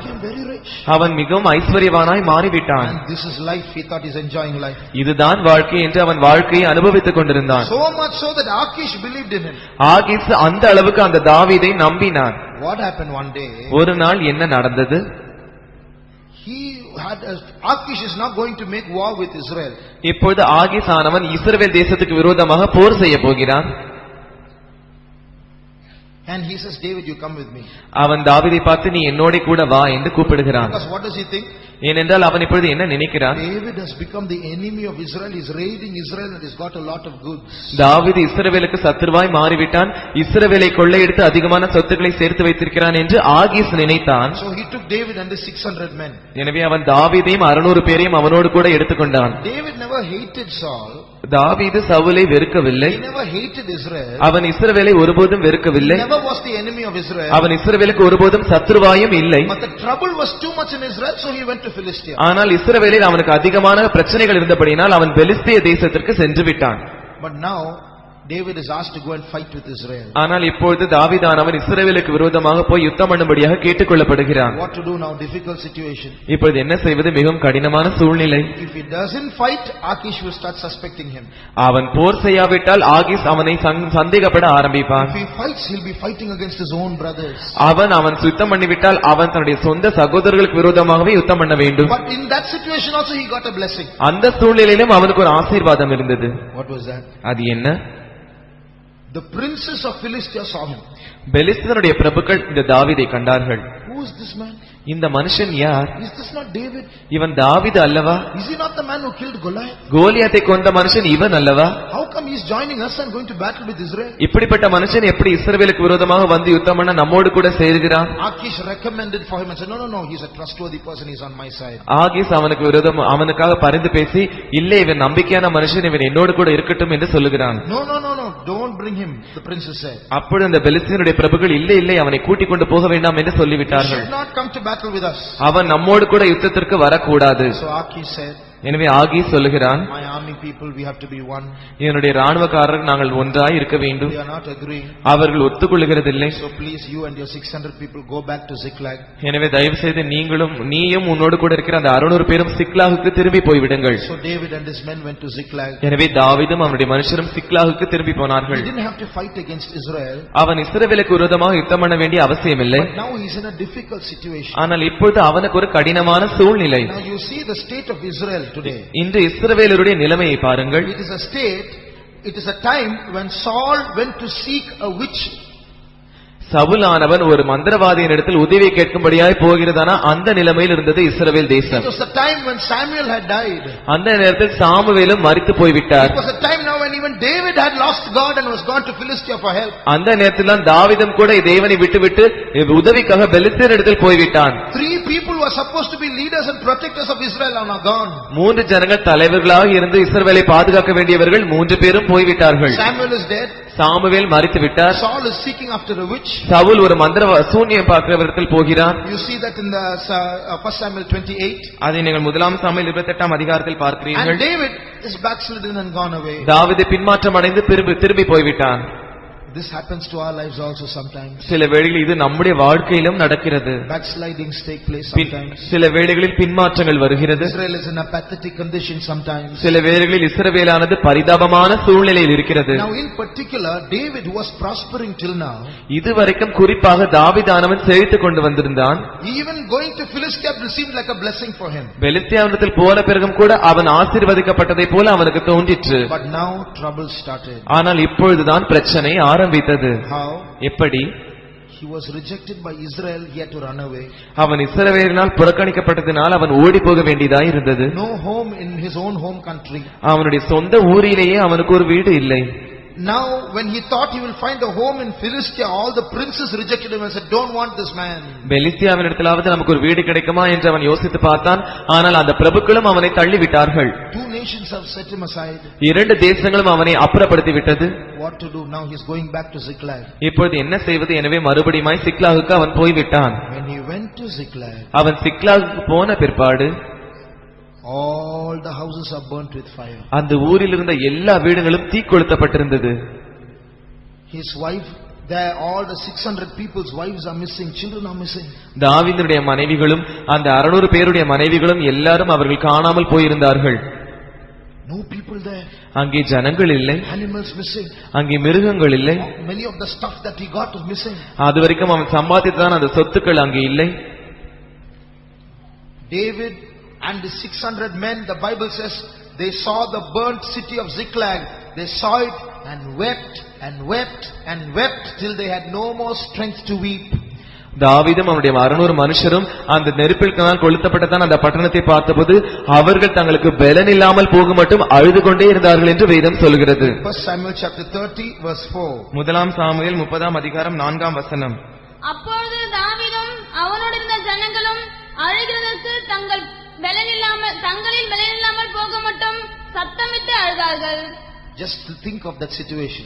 இந்த சூழ்நிலையை கொஞ்சம் யோசித்து பாருங்கள். 600 people, 600 ஜனங்கள் lost their children and wives, family missing. தங்களுடைய பிள்ளைகளையும் தங்களுடைய மனைவிகளையும் இழந்து விட்டார்கள். குடும்பங்கள் இல்லை. Houses burnt. வீடுகள் தீக்கொளுத்தப்பட்டு விட்டது. Can't go to Israel. இஸ்ரவேலுக்கும் போக முடியாது. Rejected by the princes of Philistia. பெலிஸ்தருடைய பிரபுக்களால் புறக்கணிக்கப்பட்டு விட்டார்கள். Now no house. இப்பொழுது வீடுகளும் இல்லை. Now no family. இப்பொழுது குடும்பங்களும் இல்லை. What are they going to do? அவர்கள் என்ன செய்ய போகிறார்கள்? You know, in this time, இந்த நேரத்தில் David never composed any psalm. தாவீது எந்த சங்கீதத்தையும் இயற்றவில்லை. You read from Psalm 27 to Psalm 30. 1 Samuel chapter 27 to 1 Samuel 30. 1 Samuel 27 அதிகாரத்திலிருந்து 30 அதிகாரம் வரைக்கும் நீங்கள் வாசிப்பீர்கள் என்றால் you will see David never speaks of God. தாவீது தேவனை பற்றி ஒரு வார்த்தையும் பேசவில்லை. In fact, Achish the Philistine king speaks of God twice. அந்த பெலிஸ்திய ராஜா ஆகீஸ் ஆனவன் தேவனை பற்றி 2 முறை அவன் பேசுகிறான். But David doesn't speak of God. ஆனால் தாவீதோ தேவனை பற்றி ஒரு வார்த்தையும் பேசவில்லை. He becomes like a backslider. அவன் ஒரு பின்மாற்றக்காரனை போல் மாறிவிட்டான். He is using his own strength now to gain to live. இப்பொழுது அவன் பிழைக்கும்படியாக தன்னுடைய சொந்த லாபத்தை சொந்த பலத்தை உபயோகப்படுத்துகிறான். Sometime it looked very prosperous. சில வேளைகளில் அது ஒரு மிகப்பெரிய செழிப்பை போல தோன்றியது. For some time. கொஞ்ச நாட்களுக்கு அது மிகப்பெரிய செழிப்பாய் அவனுக்கு இருந்தது. Now terrible situation. ஆனால் இப்பொழுது ஒரு பயங்கரமான சூழ்நிலை. Nowhere to run. ஓடிப்போவதற்கு இடம் இல்லை. Trapped on all sides. எல்லா இடங்களிலும் மாட்டிக்கொண்ட சிக்கல்கள். Just imagine 600 people covering their faces and weeping and weeping. 600 பேரும் தங்கள் முகத்தை மூடி அழுது கொண்டே இருக்கிறார்கள். கொஞ்சம் யோசித்து பாருங்கள். What happened? என்ன நடந்தது? The very Amalekites whom they had plundered from some time ago now took revenge on them, burnt the city, took all their wives and children and went away. கொஞ்ச நாட்களுக்கு முன்பாக அவர்கள் எந்த அமலேக்கரை முறியடித்தார்களோ கொள்ளையடித்தார்களோ அதே அமலேக்கர்கள் அவர்களுக்கு விரோதமாக வந்து அவர்களை பழி வாங்கி அவர்களை கொள்ளையடித்து அவர்கள் வீடுகளை நெருப்பினால் கொளுத்தி போட்டார்கள். After that, அதற்கு பிறகு those 600 people turned against David. அந்த 600 பேரும் தாவீதுக்கு விரோதமாக சத்துருக்களாய் மாறினார்கள். David was protecting the 600 people. The 600 people became his enemies. தாவீது அந்த 600 பேரை பாதுகாத்துக் கொண்டிருந்தான். ஆனால் அந்த 600 பேர் தாவீதுக்கு விரோதமாய் எழும்பினார்கள். They took stones to throw at him. அவர்கள் தாவீதுக்கு விரோதமாய் கல்லெறிபடியாக கல்லுகளை எடுத்துக்கொண்டார்கள். We came trusting in you. நாங்கள் உன்னை நம்பி வந்தோம். You told us if you be with me there will be safety. நீங்கள் என்னோடு கூட இருந்தால் நீங்கள் பத்திரமாய் இருப்பீர்கள் என்று நீ என்னிடத்தில் சொன்னாய். Now what's happened to our wives and children? இப்பொழுது எங்களுடைய மனைவிகளுக்கும் எங்களுடைய பிள்ளைகளுக்கும் என்ன நடந்தது? We want them back or we are going to stone you. மறுபடியும் அவர்கள் எனக்கு வேண்டும், இல்லாவிட்டால் நாங்கள் உன்மேல் கல்லெறியட்டுமா? Just look at that situation. அந்த சூழ்நிலையை நீங்கள் பாருங்கள். No Israel. இஸ்ரவேல் இல்லை. No Philistia. பெலிஸ்தியா இல்லை. No house. வீடுகள் இல்லை. His own wives and children are missing. அவனுடைய சொந்த மனைவிகளும் பிள்ளைகளும் போய்விட்டார்கள். Now his own 600 people are ready to stone him. அவனுடைய சொந்த 600 பேர் ஜனங்களும் அவனுக்கு விரோதமாக கல்லெறிகிறார்கள். It was at that time அந்த நேரத்தில் தான் that a miracle happened in his life. அவனுடைய வாழ்க்கையில் ஒரு அற்புதம் நிகழ்ந்தது. Read verse 6, 1 Samuel 30:6. முதலாம் சாமுவேல் 30ஆம் அதிகாரம் 6ஆம் வசனத்தை வாசியுங்கள். தாவீது மிகவும் நெருக்கப்பட்டான். சகல ஜனங்களும் தங்கள் குமாரர் குமாரத்திகள் நிமித்தம் மன கிளேசமானதினால் அவனை கல்லெறிய வேண்டும் என்று சொல்லிக் கொண்டார்கள். Now comes the miracle. இப்போது அற்புதம் வருகிறது. After a long time, அதிக நாட்களுக்கு பிறகு, no psalms, no singing, no harp, no God. சங்கீதங்கள் இல்லை, பாட்டுகள் இல்லை, சுரமண்டலம் இல்லை, தேவன் இல்லை. தாவீது தன் தேவனாகிய கர்த்தருக்குள்ளே தன்னை திடப்படுத்திக் கொண்டான். Hallelujah. After a long time now he is returning to God. நீண்ட நாட்களுக்கு பிறகு அவன் மறுபடியுமாய் தேவன் பக்கத்தில் திரும்புகிறான். Realizing now he is trapped on all sides, there is no other place to go. Only one hope, God. எல்லா இடங்களிலும் நாம் மாட்டிக்கொண்டோம். இந்த போவதற்கு எந்த இடமும் இல்லை, ஒரே ஒரு நம்பிக்கை, அது தேவன். So he looked up and encouraged himself in the Lord. எனவே அவன் மேலே பார்த்து தன்னை தானே தேவனுக்குள் திடப்படுத்திக் கொண்டான். Lord, I have no one. ஆண்டவரே, எனக்கு யாரும் இல்லை. Trapped on all sides. நான் எல்லா பக்கங்களிலும் சிக்கிக் கொண்டு மாட்டி இருக்கிறேன். Tried to run away, but now I realized I was wrong. ஆண்டவரே, நான் தப்பி ஓடும்படியாக நான் முயற்சித்தேன், ஆனால் அது தவறு. Lord, have mercy on me. ஆண்டவரே, என் மேல் இரக்கமாய் இரும். For the first time after many days, நீண்ட நாட்களுக்கு பிறகு முதன் முறையாக he goes to the pastor அவன் போதகரிடத்தில் போகிறான். and say, Pastor, please pray for me. போதகரே, எனக்காக ஜெபியும். Read next verse. அடுத்த வசனத்தை வாசியுங்கள். தாவீது அகிமெலேக்கின் குமாரனாகிய அபியாத்தார் என்னும் ஆசாரியனை நோக்கி ஏபோத்தை என்னிடத்தில் கொண்டு வா என்றான். அபியாத்தார் ஏபோத்தை தாவீதினிடத்தில் கொண்டு வந்தான். And he asks, Lord, shall I chase those enemies?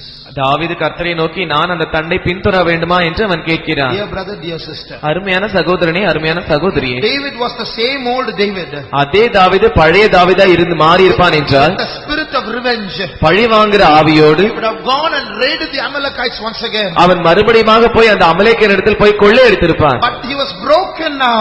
ஆனால் இப்போது அவன் உடைக்கப்பட்டு விட்டான். Who is going to go with him? Can he go alone? இப்பொழுது நான் யாரோடு போவது? நான் தனியா போகலாமா? 600 men are tired and crying. 600 பேர் களைத்து போய் அழுது கொண்டிருக்கிறார்கள். You have allowed our children and wives to get destroyed. Now you want us to get destroyed, is it? நீர் என்னுடைய மனைவிகளையும் என்னுடைய பிள்ளைகளையும் நீர் இப்பொழுது அனுப்பிவிட்டீர். இப்பொழுது மறுபடியும் எங்களை அழுக்கும்படியாக எங்களை அனுப்புகிறீரா?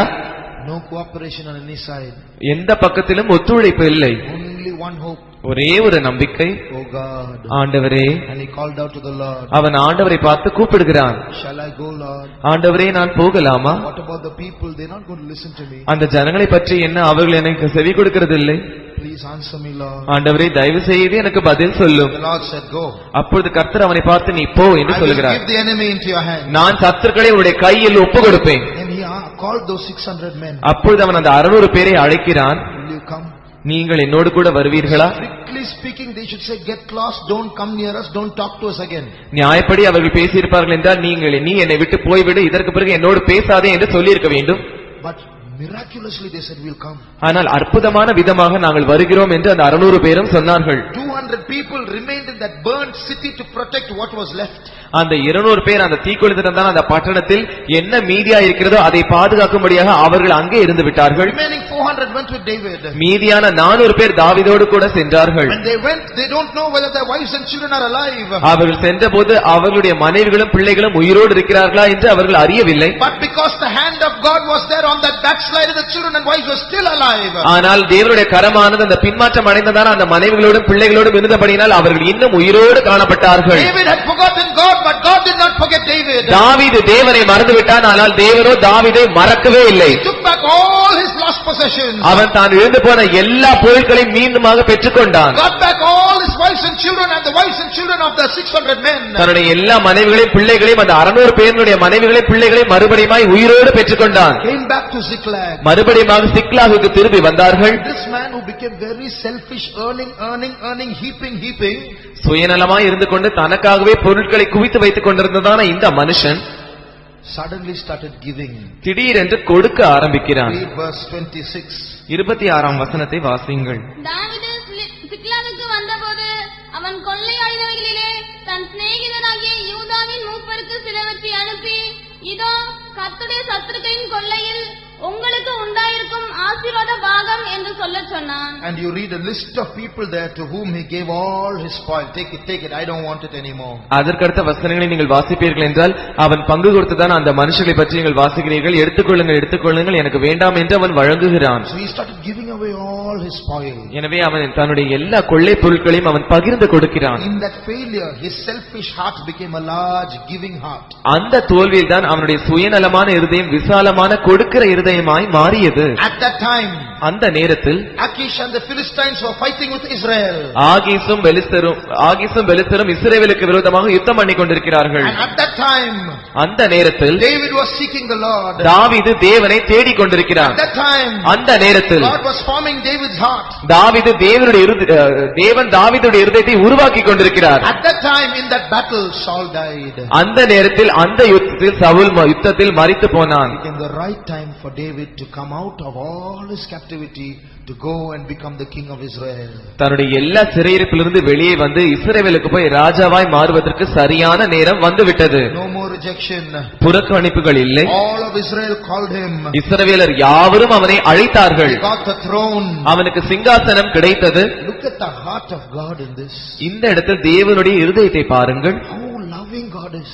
அவர் எவ்வளவு அன்புள்ளதான தேவன். How he pursues his people. அவர் தம்முடைய ஜனங்களை எப்படி தொடர்ந்து பிடிக்கிறார். Even though we run away from him, he pushes us into a corner and makes us turn back to him. நாம் அவரை விட்டு ஓடி போனாலும் அவர் நம்மை ஒரு மூலையில் தள்ளி அந்த இடத்தில் வந்து அவர் நம்மை தொடர்ந்து பிடிக்கிறார். All we like sheep have gone astray. நாம் யாவரும் வழி தப்பினதான ஆடுகளைப் போல சிதறி போனோம். We have turned every man in his own way. நாம் ஒவ்வொரு மனுஷனும் அவன் தன் சொந்த வழியை திரும்பி போனான். But God has been pursuing us all through this year. ஆனால் தேவனோ இந்த வருஷம் முழுவதும் நம்மை தொடர்ந்து பிடித்துக் கொண்டே இருந்தார். How many times we have left God? எத்தனை முறை நாம் தேவனை விட்டுவிட்டோம். How many things we have done without asking counsel from God? நாம் எத்தனை முறை தேவனிடத்தில் ஆலோசனை கேட்காமலேயே காரியங்களை செய்தோம். How many times we did things forgetting God? நாம் எத்தனை முறை தேவனை மறந்தவர்களாய் காரியங்களை செய்தோம். But not even one day, one moment did God forget us. ஆனால் தேவனோ ஒரு நாள் கூட ஒரு நிமிஷம் கூட நம்மை மறக்கவில்லை. Even now our presence in this place shows God has not forgotten us. இப்பொழுதும் கூட நாம் இங்கே வந்திருக்கிறதான நம்முடைய சமூகமானது தேவன் நம்மை மறக்கவில்லை என்பதற்கு அத்தாட்சியாய் இருக்கிறது.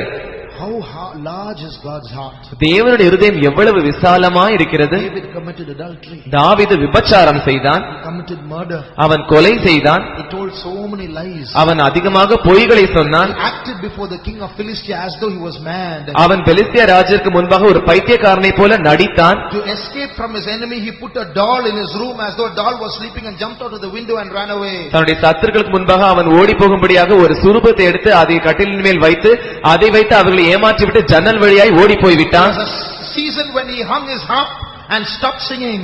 ஒரு குறிப்பிட்ட காலம் வந்தபோது அவன் தன் சுரமண்டலத்தை எடுத்து சுவரில் மாட்டி வைத்து ஆண்டவரை பற்றி பாடாமல் இருந்தான். There was a season when he ran to the enemy for help. ஒரு குறிப்பிட்ட காலத்தில் அவன் உதவிக்காக சத்துருக்களிடத்தில் ஓடி சென்றான். He told lies to them just to keep his skin.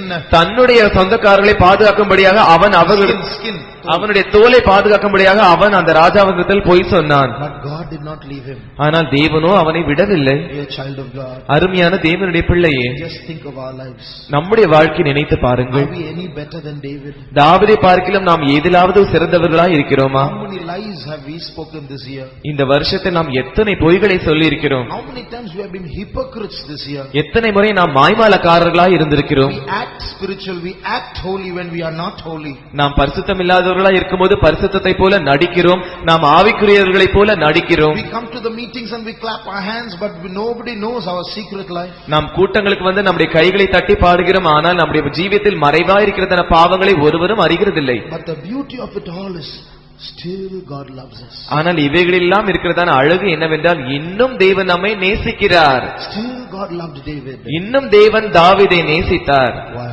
ஏன்? Though his heart was a dirty heart, அவனுடைய இருதயம் ஒரு அழுக்கான இருதயமாய் இருந்தாலும் still in that dirtiness yearned for God. இன்னும் அந்த அழுக்கிலிருந்து அந்த இருதயமானது தேவனுக்காக ஏங்கிக் கொண்டிருந்தது. In that tight situation, that yearning came out. அந்த நெருக்கமான சூழ்நிலையில் அந்த ஏக்கம் வந்தது. Oh God, ஆண்டவரே, oh God, ஆண்டவரே, oh God, ஆண்டவரே. his heart learns to cry out to God. அவனுடைய இருதயமானது தேவனை பார்த்து கூப்பிடுவதற்கு கற்றுக்கொண்டது. Very soon his captivity was over. அதி சீக்கிரத்தில் அவனுடைய சிறுஎரிப்பு போய்விட்டது. He became a ruler in Israel. அவன் இஸ்ரவேலின் ஒரு அதிபதியாய் மாறினான். Dear brother, dear sister, அருமையான சகோதரனே, அருமையான சகோதரியே, not only did God forgive David, தேவன் தாவீதை மன்னிக்கிறது மாத்திரம் செய்யவில்லை. not only did God bring back David's captivity, தாவீதுடைய சிறையிருப்பிலிருந்து அவனை மீண்டும் மறுபடியுமாய் தேவன் கொண்டு வரவில்லை. we see many things even in the New Testament church all connected with David. புதிய ஏற்பாட்டில் அதிகமான காரியங்கள் தாவீதோடு கூட சம்பந்தப்பட்டிருக்கிறதை நாம் காண்கிறோம். God writes so many things with David's name in connection with the New Testament church. புதிய ஏற்பாட்டு சபையை பற்றி தேவன் தாவீதின் பெயரை கொண்டு அநேக விஷயங்களை வேதத்தில் எழுதி வைத்திருக்கிறார். I won't give the references, but it's there in the Bible. I'll read it out for you. அதற்குரிய ஆதாரங்களை நான் சொல்லுகிறதில்லை, அதற்கு அந்த வசனங்களை நான் வாசிக்கிறேன். We read of the horn of David.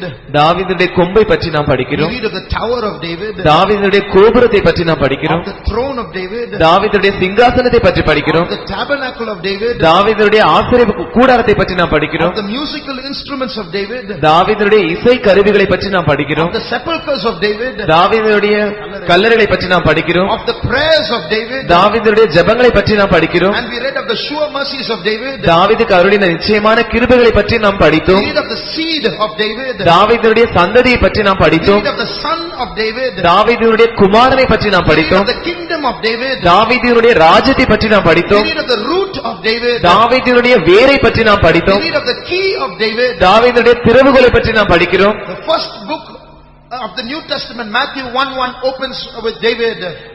புதிய ஏற்பாட்டினுடைய முதலாவது புஸ்தகமாகிய மத்தேயுவின் புஸ்தகமானது தாவீதுடைய பெயரினால் ஆரம்பமாகிறது. When the New Testament ends, when the Bible ends, God in his last introduction says, I am the root and the offspring of David. புதிய ஏற்பாடானது வெளிப்படுத்தின விசேஷத்தோடு கூட முடியும் போது இயேசு கிறிஸ்துவானவர் அவர் கடைசியாக சொல்லி முடிக்கும் போது நான் தாவீதுடைய சந்ததியும் வேறுமாய் இருக்கிறேன் என்று அவர் சொல்லுகிறார். Every gospel mentions David. ஒவ்வொரு சுவிசேஷமும் தாவீதை பற்றி சொல்லுகிறது. Acts of the Apostles mention David. அப்போஸ்தலருடைய நடபடிகள் தாவீதை பற்றி சொல்லப்பட்டிருக்கிறது. Three of the epistles of the Bible mention David. வேதத்தில் இருக்கிற 3 நிருபங்களில் தாவீதை பற்றி சொல்லப்பட்டிருக்கிறது. How much God loved David. அப்படியாக இருக்கும் என்றால் தாவீதை தேவன் எந்த அளவுக்கு நேசித்திருக்கிறார். And we are more blessed than David. நாம் தாவீதை காட்டிலும் ஆசீர்வதிக்கப்பட்டவர்கள். Imagine how much God is mad after us. அப்படியாக இருக்கும் என்றால் தேவன் நம்மை பற்றி எவ்வளவு பைத்தியமானவராய் இருக்கிறார் என்று யோசித்து பாருங்கள். At the end of this year, what is God saying? இந்த வருஷத்தின் கடைசியில் கர்த்தர் என்ன சொல்லுகிறார்? Incline your ear. உங்கள் செவியை சாய்த்து. My bride, incline your ear. என்னுடைய மணவாட்டியே நீ உன்னுடைய செவியை சாய். Come unto me. என்னிடத்தில் வா. Hear and your soul shall live. என்னிடத்தில் கேள் அப்பொழுது உன்னுடைய ஆத்துமா பிழைக்கும். You have been running so many places. நீ அதிக இடங்களுக்காக ஓடிக்கொண்டிருந்தாய். Running to fulfill your own lusts. உன்னுடைய சொந்த இச்சைகளை நிறைவேற்றும்படியாக ஓடிக்கொண்டிருந்தாய். Stop. நிறுத்து. Incline your ear. உன்னுடைய செவியை சாய்த்து கேள். Come to me. என்னிடத்தில் வா. Hear கேள். I want your soul to live once again. உன்னுடைய ஆத்மா மறுபடியும் பிழைக்கும்படியாய் நான் விரும்புகிறேன். We have done so many sins. நமக்கு அதிகமாய் பாவங்கள் உண்டு. What do we expect? நாம் என்ன எதிர்பார்க்கிறோம்? A fearsome God. நம்முடைய பயப்படுகிறதான தேவன், பயப்படத்தக்கதான தேவன். Fearsome means a fierce God. கொடூரமான தேவன், ஒரு கொடூரமான தேவன், ready to kill us, நம்மை கொல்லுவதற்கு ஆயத்தம், waiting to give us punishment, நமக்கு தண்டனை கொடுப்பதற்கு ஆயத்தமுள்ள ஒரு தேவன். I remember one pastor testified. ஒரு பாஸ்டர் இப்படி சாட்சி சொன்னதை நான் நினைவு கூறுகிறேன். 2 small workers, 2 சிறிய ஊழியக்காரர்கள் after coming to the ministry, ஊழியத்திற்கு வந்த பிறகு Adiyar Faith Home, அடையார் விசுவாச வீட்டில் one evening, ஒரு நாள் மாலையில் in the compound, in the ground in Adiyar, Adyar விசுவாச வீட்டில் இருக்கிறதான அந்த மைதானத்தில், after coming to the ministry they were playing kabaddi. ஊழியத்திற்கு வந்த பிறகு அவர்கள் kabaddi விளையாடினார்கள். As they were playing, அவர்கள் கபடி விளையாடிக் கொண்டிருக்கும் போதுதானே another brother came. இன்னொரு ஊழியக்காரர் வந்தார். Chief pastor is calling you. Chief pastor உங்களை அழைக்கிறார் என்று அவர் சொன்னார். Finished. முடிந்தது. We are going to get some punishment. நமக்கு ஏதோ தண்டனை கிடைக்க போகிறது. They went to the chief pastor's room. அவர்கள் சீஃப் பாஸ்டரின் அறைக்கு சென்றார்கள். Trembling. அவர்கள் நடுங்கிக் கொண்டே நின்று கொண்டிருந்தார்கள். Old believers will know Pastor C. John is very strict pastor. பழைய விசுவாசிகள் பாஸ்டர் சீஜன் அவர்களை பற்றி அறிந்திருப்பீர்கள். அவர் மிகவும் கண்டிப்புள்ள ஒரு பாஸ்டர். Come here. இங்கே வா. Kneel down. முழங்கால் போடு. They knelt down. அவர்கள் முழங்கால் படியிட்டார்கள். Pastor laid hands on them and made them elders. Pastor அவர்கள் மேல் கரங்களை வைத்து அவர்களை மூப்பர்களாய் மாற்றினார். That's what happened. இதுதான் நடந்தது. He didn't know they were playing kabaddi. அவர்கள் கபடி விளையாடிக் கொண்டிருக்கிறார்கள் என்று பாஸ்டர் சீஜானுக்கு தெரியாது. He called them to make them elders. அவர்கள் அவரை மூப்பர்களாக மாற்றும்படியாக அவர்களை அழைத்தார். This is what is happening in our life. இதுதான் நம்முடைய வாழ்க்கையிலும் நடந்து கொண்டிருக்கிறது. After all the mischief we have done, நாம் செய்ததான எல்லா தவறுகளுக்கும் பிறகு, after all the wrongs and sins we have committed, நாம் செய்ததான எல்லா தவறுகளுக்கும் பாவங்களுக்கும் பிறகு, at the end of this year he is calling us back to his presence. இந்த வருஷத்தின் கடைசியில் அவர் மறுபடியுமாக தம்முடைய சமூகத்திற்கு நம்மை அழைக்கிறார். What is he saying? அவர் என்ன சொல்லுகிறார்? I am making an everlasting covenant. நான் உன்னோடு கூட நித்திய உடன்படிக்கையை ஏற்படுத்துகிறேன். I am giving you the sure mercies of David. நான் உனக்கு தாவீதுக்கு அருளின நிச்சயமான கிருபைகளை உனக்கு தருவேன். What are these sure mercies of David? இந்த தாவீதுக்கு அருளினதான நிச்சயமான கிருபைகள் என்றால் என்ன? Read Acts chapter 13 verse 34. அப்போஸ்தலர் 13ஆம் அதிகாரம் 34ஆம் வசனத்தை வாசியுங்கள். நீர் என்னுடைய குமாரன், இன்று நான் நம்மை ஜெனிப்பித்தேன் என்று 2ஆம் சங்கீதத்தில் எழுதியிருக்கிறபடியே. அடுத்த வசனம். இயேசுவை எழுப்பினதினாலே தேவன் 34 34 வசனம். இனி அவர் அழிவுக்குட்படாதபடிக்கு அவரை மரித்தோரிலிருந்து எழுப்பினார் என்பதை குறித்து தாவீதுக்கு அருளின நிச்சயமான கிருபைகளை உங்களுக்கு கட்டளையிடுவேன் என்று திருவுளம் பற்றினார். So what are the sure mercies of David? எனவே தாவீதுக்கு அருளினதான நிச்சயமான கிருபைகள் என்றால் என்ன? I have a bride. எனக்கு ஒரு மணவாட்டி இருக்கிறாள். I am making not an ordinary covenant, an everlasting covenant. நான் அந்த மணவாட்டியோடு கூட ஒரு சாதாரண உடன்படிக்கை அல்ல, நித்திய உடன்படிக்கையை ஏற்படுத்துகிறேன். I am making a covenant with you not till your death but beyond the grave, an everlasting covenant. நான் உன்னோடு கூட மரணத்தோடு முடிக்கிறதான உடன்படிக்கையை ஏற்படுத்தவில்லை, கல்லறைக்கு அப்புறம் இருக்கிறதான ஒரு நித்திய உடன்படிக்கையை ஏற்படுத்துகிறேன். It's called the sure mercies of David. அது தாவீதுக்கு அருளினதான நிச்சயமான கிருபைகள். What is that? அது என்ன? My bride, I am making a covenant with you. என்னுடைய மணவாட்டியை நான் உன்னோடு கூட ஒரு உடன்படிக்கையை ஏற்படுத்துகிறேன். It's a covenant that I am going to make with you which shall never depart. அந்த உடன்படிக்கையானது ஒரு நாளும் உன்னை விட்டு அகலாத உடன்படிக்கையாய் இருக்கும். I am going to give you the abundance of my grace and it shall never depart.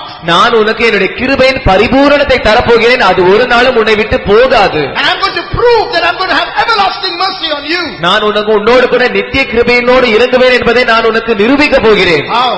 எப்படி? Jesus came. இயேசு வந்தார். Jesus was born. இயேசு பிறந்தார். He grew up. அவர் வளர்ந்தார். He ministered in this world. அவர் இந்த உலகத்தில் ஊழியம் செய்தார். Arrested. அவர் கைது செய்யப்பட்டார். Was accused. அவர் குற்றம் சாட்டப்பட்டார். Was condemned. Our ஆக்கினைக்குட்பட்டார். Was crucified. அவர் சிலுவையில் அறையப்பட்டார். Died. மரித்தார். Buried. அடக்கம் பண்ணப்பட்டார். On the third day.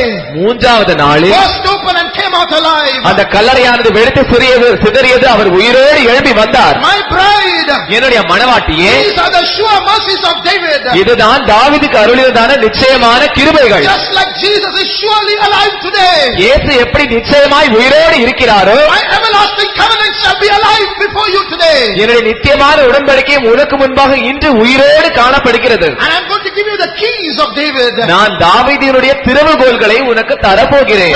When I open, no man can shut. நான் திறந்தால் ஒருவனும் பூட்ட முடியாது. From the day Christianity opened, கிறிஸ்தவ வாழ்க்கையானது ஆரம்பித்த அந்த நாளில் இருந்து, from the day the church was inaugurated, சபையானது தோற்றுவிக்கப்பட்ட அந்த நாளில் இருந்து, so many people rose up against the church. சபைக்கு விரோதமாக அதிகமான ஜனங்கள் எழும்பினார்கள். So many kings rose up. அதிகமான ராஜாக்கள் So எழும்பினார்கள். many armies rose up. பல வகையான ராணுவங்கள் எழும்பின. So many demons rose up. பல வகையான பிசாசுகள் எழும்பின. But today the church is alive. ஆனால் இன்றோ சபையோ உயிரோடு இருக்கிறது. Not only is it alive, அது சபை உயிரோடு மாத்திரமில்லை, it is growing. அது வளர்ந்து கொண்டிருக்கிறது. Why? ஏன்? Because the root of David is alive in this church. ஏனென்றால் தாவீதினுடைய வேரானவர் உயிரோடு இருக்கிறார். Because the seed of David is alive in this church. தாவீதினுடைய சந்ததியானவர் இந்த சபையில் உயிரோடு இருக்கிறார். Because the son of David is alive in this church. ஏனென்றால் தாவீதின் குமாரனானவர் இந்த உயிரோடு இருக்கிறார். Because the root and the offspring of David is alive in this church. ஏனென்றால் தாவீதின் சந்ததியின் வேரானவர் என்று உயிரோடு இருக்கிறார். Because he has opened this church with the key of David, no one's going to shut it. அவர் தாவீதினுடைய திறவுகோலினால் இந்த சபையை திறந்தபடினால் ஒருவனாலும் அதை பூட்ட முடியாது. This new year, இந்த புதிய ஆண்டில் God is giving us a promise. தேவன் நமக்கு ஒரு வாக்குத்தத்தத்தை தருகிறார். Behold, I place before you an open door. இதோ நான் உனக்கு முன்பாக திறந்த வாசலை வைக்கிறேன். And you are going to go through that door.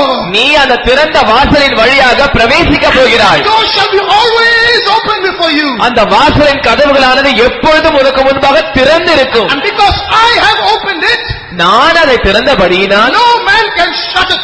ஒருவனாலும் அதை பூட்ட முடியாது. This church is going to grow.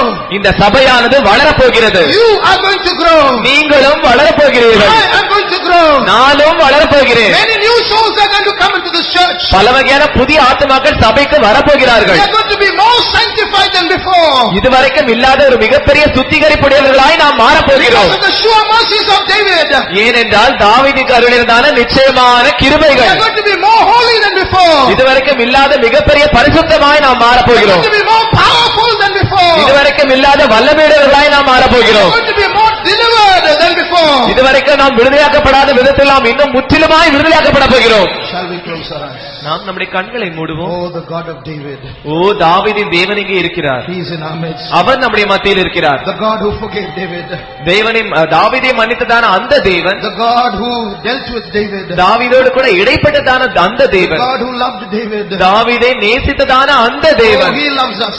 அவர் நம்மை நேசிக்கிறார். Let Satan make his plans. சாத்தான் நமக்கு விரோதமாக திட்டங்கள் போடட்டும். Let Satan plant his snares. சாத்தான் தன்னுடைய கண்ணிகளை நமக்கு வைக்கட்டும். Oh, let him do anything he wants. அவனுக்கு என்ன வேண்டுமோ அதை செய்யட்டும். Let the whole host of Satan rise up against us. சாத்தானுடைய முழு சேனையும் நமக்கு விரோதமாய் எழும்பட்டும். God is on our side. கர்த்தர் நம்முடைய பட்சத்தில் இருக்கிறார்.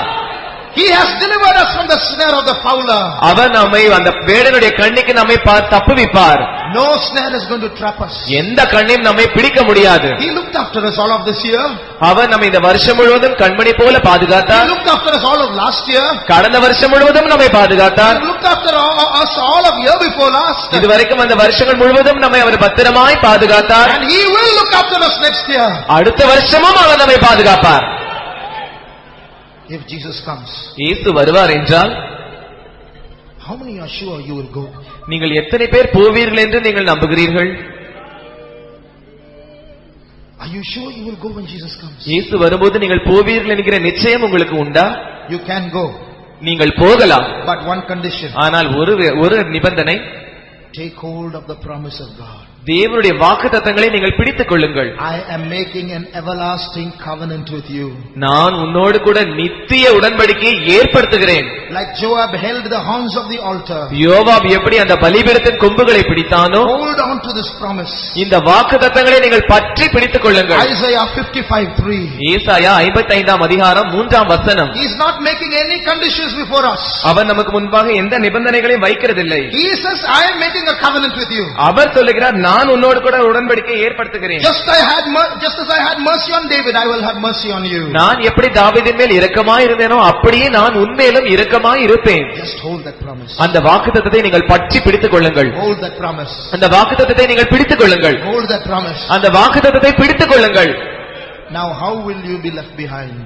அப்படியாக இருக்கும் என்றால் நீங்கள் எப்படி கைவிடப்படுவீர்கள்? When he has made an everlasting covenant with you, how are you going to be left behind? அவரே நம்மோடு கூட நித்திய உடன்படிக்கை ஏற்படுத்தி இருக்க நாம் எப்படி கைவிடப்படுவோம்? Because he has made an everlasting covenant with me. அவர் என்னோடு கூட நித்திய உடன்படிக்கை ஏற்படுத்தி இருக்கிறபடியினால் If he comes next year, அடுத்த வருஷம் அவர் வந்தால் because of his sure mercies, அவருடைய நிச்சயமான கிருபைகளினால் I shall be raptured. நான் எடுத்துக்கொள்ளப்படுவேன். If he comes on the 1st of January, அது அவர் ஜனவரி 1ஆம் தேதி வந்தாலும் because of his sure mercies, அவருடைய நிச்சயமான கிருபைகளினால் I shall be raptured. நான் எடுத்துக்கொள்ளப்படுவேன். If he comes now after the meeting, அவர் இப்பொழுது இந்த கூட்ட நேரத்திலே வந்தாலும் I shall be raptured because of the sure mercies of David. நான் தாவீதுடைய நிச்சயமான கிருபைகளினால் நான் எடுத்துக்கொள்ளப்படுவேன். ஒரு உடன்படிக்கை என்று சொல்வது அது இரண்டு மனுஷர்களுக்கு மத்தியில் உள்ளது. Covenant is not from one person. உடன்படிக்கை என்பது ஒரு மனுஷனிடத்திலிருந்து வருகிறதில்லை, ஒரு பக்கத்திலிருந்து வருகிறதில்லை. There is a person who makes the covenant. உடன்படிக்கை செய்கிறதான ஒரு நபர் உண்டு. And there is a person who accepts the covenant. அந்த உடன்படிக்கை ஏற்றுக்கொள்கிறதான இன்னொரு நபர் உண்டு. Here God is making the covenant. இங்கே தேவன் உடன்படிக்கையை பண்ணுகிறார். And he is calling us to accept the covenant. அந்த உடன்படிக்கையை நாம் ஏற்றுக்கொள்ளும்படியாக அவர் நம்மை அழைக்கிறார். Incline your ear. உங்களுடைய செவியை சாய்த்து கேளுங்கள். Come unto me. என்னிடத்தில் வாருங்கள். Hear and your soul shall live. கேளுங்கள், அப்பொழுது உங்கள் ஆத்துமா பிழைக்கும். If you want your soul to live, உங்கள் ஆத்துமா பிழைக்க வேண்டுமானால், my child, என்னுடைய பிள்ளையே, my bride, என்னுடைய மணவாட்டியே, make this covenant with me. என்னோடு கூட இந்த உடன்படிக்கை செய். I will guarantee you eternity. நான் உனக்கு நித்தியத்தை நிச்சயமாய் தருவேன். I will guarantee New Jerusalem to you. நான் உனக்கு புதிய எருசலேமை நிச்சயமாய் தருவேன். I will guarantee Zion to you. நான் உனக்கு சீயோனை நிச்சயமாய் தருவேன். At the end of this year, இந்த வருஷத்தின் கடைசியில் those who would like to accept that covenant of the Lord, அந்த உடன்படிக்கையை ஏற்றுக்கொள்ள வேண்டும் என்று விரும்புகிறவர்கள், our God is in our midst. நம்முடைய தேவன் நம்முடைய மத்தியில் இருக்கிறார். You can't see him, but he is here. நீங்கள் அவரை பார்க்க முடியாது, ஆனால் அவர் இங்கே இருக்கிறார். He is right here. இப்பொழுதுதானே இங்கே அவர் இருக்கிறார். He is speaking to us through Isaiah 55:3. அவர்தான் ஏசாயா 53ஆம் அதிகாரத்தின் மூலமாய் நம்மோடு பேசுகிறார். All those who would like to respond to that covenant, இந்த உடன்படிக்கைக்கு செவி கொடுக்க வேண்டும் என்று விரும்புகிற யாவரும், a free covenant, ஒரு இலவசமான உடன்படிக்கை, no expenses, எந்த பணமும் எந்த விலையும் இல்லை. he takes full responsibility. அது முழு உத்தரவாதம் உள்ளது. On one condition, ஆனால் ஒரே ஒரு நிபந்தனை, believe what he says. அவர் என்ன சொல்லுகிறாரோ அதை நீங்கள் நம்ப வேண்டும். You believe what he says. அவர் என்ன சொல்லுகிறாரோ அதை நீங்கள் விசுவாசிக்க வேண்டும். Everlasting covenant, நித்தியமான உடன்படிக்கை. yes Lord, I believe. ஆமா ஆண்டவரே, நான் நம்புகிறேன். Sure mercies of David, தாவீதுக்கு அருளினதான நிச்சயமான கிருபைகள். yes Lord, I believe. ஆமா ஆண்டவரே, நான் நம்புகிறேன். If you believe நீங்கள் விசுவாசித்தால், and you want to accept the covenant, நீங்கள் அந்த உடன்படிக்கையை ஏற்றுக்கொள்ள வேண்டும் என்று விரும்பினால், then you may stand up. நீங்கள் எழும்பி நிற்கலாம். If you do not believe, நீங்கள் நம்பாவிட்டால் you may be seated. நீங்கள் உட்கார்ந்திருக்கலாம். As we stand up, நாம் எழுந்திருக்கும் போது தானே what are we saying? நாம் என்ன சொல்லுகிறோம்? We have inclined our ears. நாம் நம்முடைய செவியை சாய்த்திருக்கிறோம். We have come unto you, O Lord. ஆண்டவரே, நாங்கள் உம்மிடத்தில் வந்திருக்கிறோம். We have heard, O Lord. ஆண்டவரே, நாங்கள் கேட்டிருக்கிறோம். And we know our soul shall live, O Lord. ஆண்டவரே, எங்களுடைய ஆத்மா பிழைத்திருக்கிறது என்று நாங்கள் அறிந்தும் இருக்கிறோம். We have accepted your covenant, O Lord. ஆண்டவரே, உம்முடைய உடன்படிக்கையை நாங்கள் ஏற்றிருக்கிறோம். And we believe in your sure mercies, O God. ஆண்டவரே, உம்முடைய நிச்சயமான கிருபைகளை நாங்கள் நம்புகிறோம். What are the sure mercies of David? தாவீதுடைய நிச்சயமான கிருபைகள் என்ன? The resurrection of Jesus. இயேசுவினுடைய உயிர்த்தெழுதல். That same power that raised up Jesus from the dead, இயேசுவை மரித்தவர்களிலிருந்து எந்த வல்லமை உயிர்த்தெழும்ப பண்ணியதோ is working in our bodies today. நம்முடைய சரீரங்களிலும் அந்த வல்லமை கிரியை செய்து கொண்டிருக்கிறது. To quicken our weak bodies, நம்முடைய பலவீனமான சரீரங்களை உயிர்ப்பிக்கும்படியாக, to strengthen our souls, நம்முடைய ஆத்துமாக்களை பலப்படுத்தும்படியாக, to quicken our spirit. நம்முடைய ஆவியை உயிர்ப்பிக்கும்படியாக. The sure mercies of David are sure mercies for us also. தாவீதுடைய நிச்சயமான கிருபைகள் நமக்கும் நிச்சயமான கிருபைகள் தான். We didn't make a covenant with God. நாம் அவரோடு கூட உடன்படிக்கை செய்யவில்லை. Usually at the end of the year we make a covenant with God. பொதுவாக வருஷத்தின் கடைசியில் நாமும் கூட உடன்படிக்கை தேவனோடு செய்வோம். But today he is making a covenant with us. ஆனால் இன்று அவர் நம்மோடு கூட உடன்படிக்கை செய்கிறார். Surely, நிச்சயமாக, surely, நிச்சயமாக, surely, நிச்சயமாக you will be with me. நீ என்னோடு கூட இருப்பாய். Surely, நிச்சயமாக, surely, நிச்சயமாக you shall be my bride. நீ என்னுடைய மணவாட்டியாய் இருப்பாய். Surely, நிச்சயமாக, surely, நிச்சயமாக I will transform you like myself. நான் என்னை போலவே உன்னை மறுரூபப்படுத்துவேன். Do you believe? நீ நம்புகிறாயா? Do you believe? நீ நம்புகிறாயா? Do you believe? நீ நம்புகிறாயா? In the name of Jesus, இயேசுவின் நாமத்தில் come out of the condemnation of the devil. பிசாசாரின் ஆக்கினையிலிருந்து நீ வெளியே வா. In the name of Jesus, இயேசுவின் நாமத்தில் we command that snare to open. அந்த சிக்கலானது, அந்த கண்ணியானது திறக்கும்படியாக நாங்கள் கட்டளையிடுகிறோம். In the name of Jesus, இயேசுவின் நாமத்தில் condemn the wiles of the devil. பிசாசுடைய தந்திரங்களை நாங்கள் கடித்து கொள்கிறோம். I am the child of God, நான் தேவனுடைய பிள்ளை, justified by Jesus, இயேசுவினால் நீதிகரிக்கப்பட்டவன், washed by the blood of Jesus. இயேசுவின் இரத்தத்தினால் கழுவப்பட்டவன். Who shall condemn me? என்னை ஆக்கினைக்குள்ளாக தீர்ப்பது யார்? He has made a covenant with me. அவர் என்னோடு கூட உடன்படிக்கை செய்திருக்கிறார். I am his. நான் அவருடையவன், He is mine. Our என்னுடையவர். The spirit of him that raised up Jesus from the dead இயேசுவை மரித்தவரிலிருந்து எழுப்பினதான அந்த ஆவி is now working in our midst. இப்போது நம்முடைய மத்தியில் கிரியை செய்து கொண்டிருக்கிறது. Power of resurrection, உயிர்த்தெழுதலின் வல்லமை, power of Pentecost. பெந்தேகோஸ்தேயின் வல்லமை. Some of you are going to get a new anointing now. உங்களில் சிலர் இப்போது புதிய அபிஷேகத்தை பெறப்போகிறீர்கள். An end of the year blessing.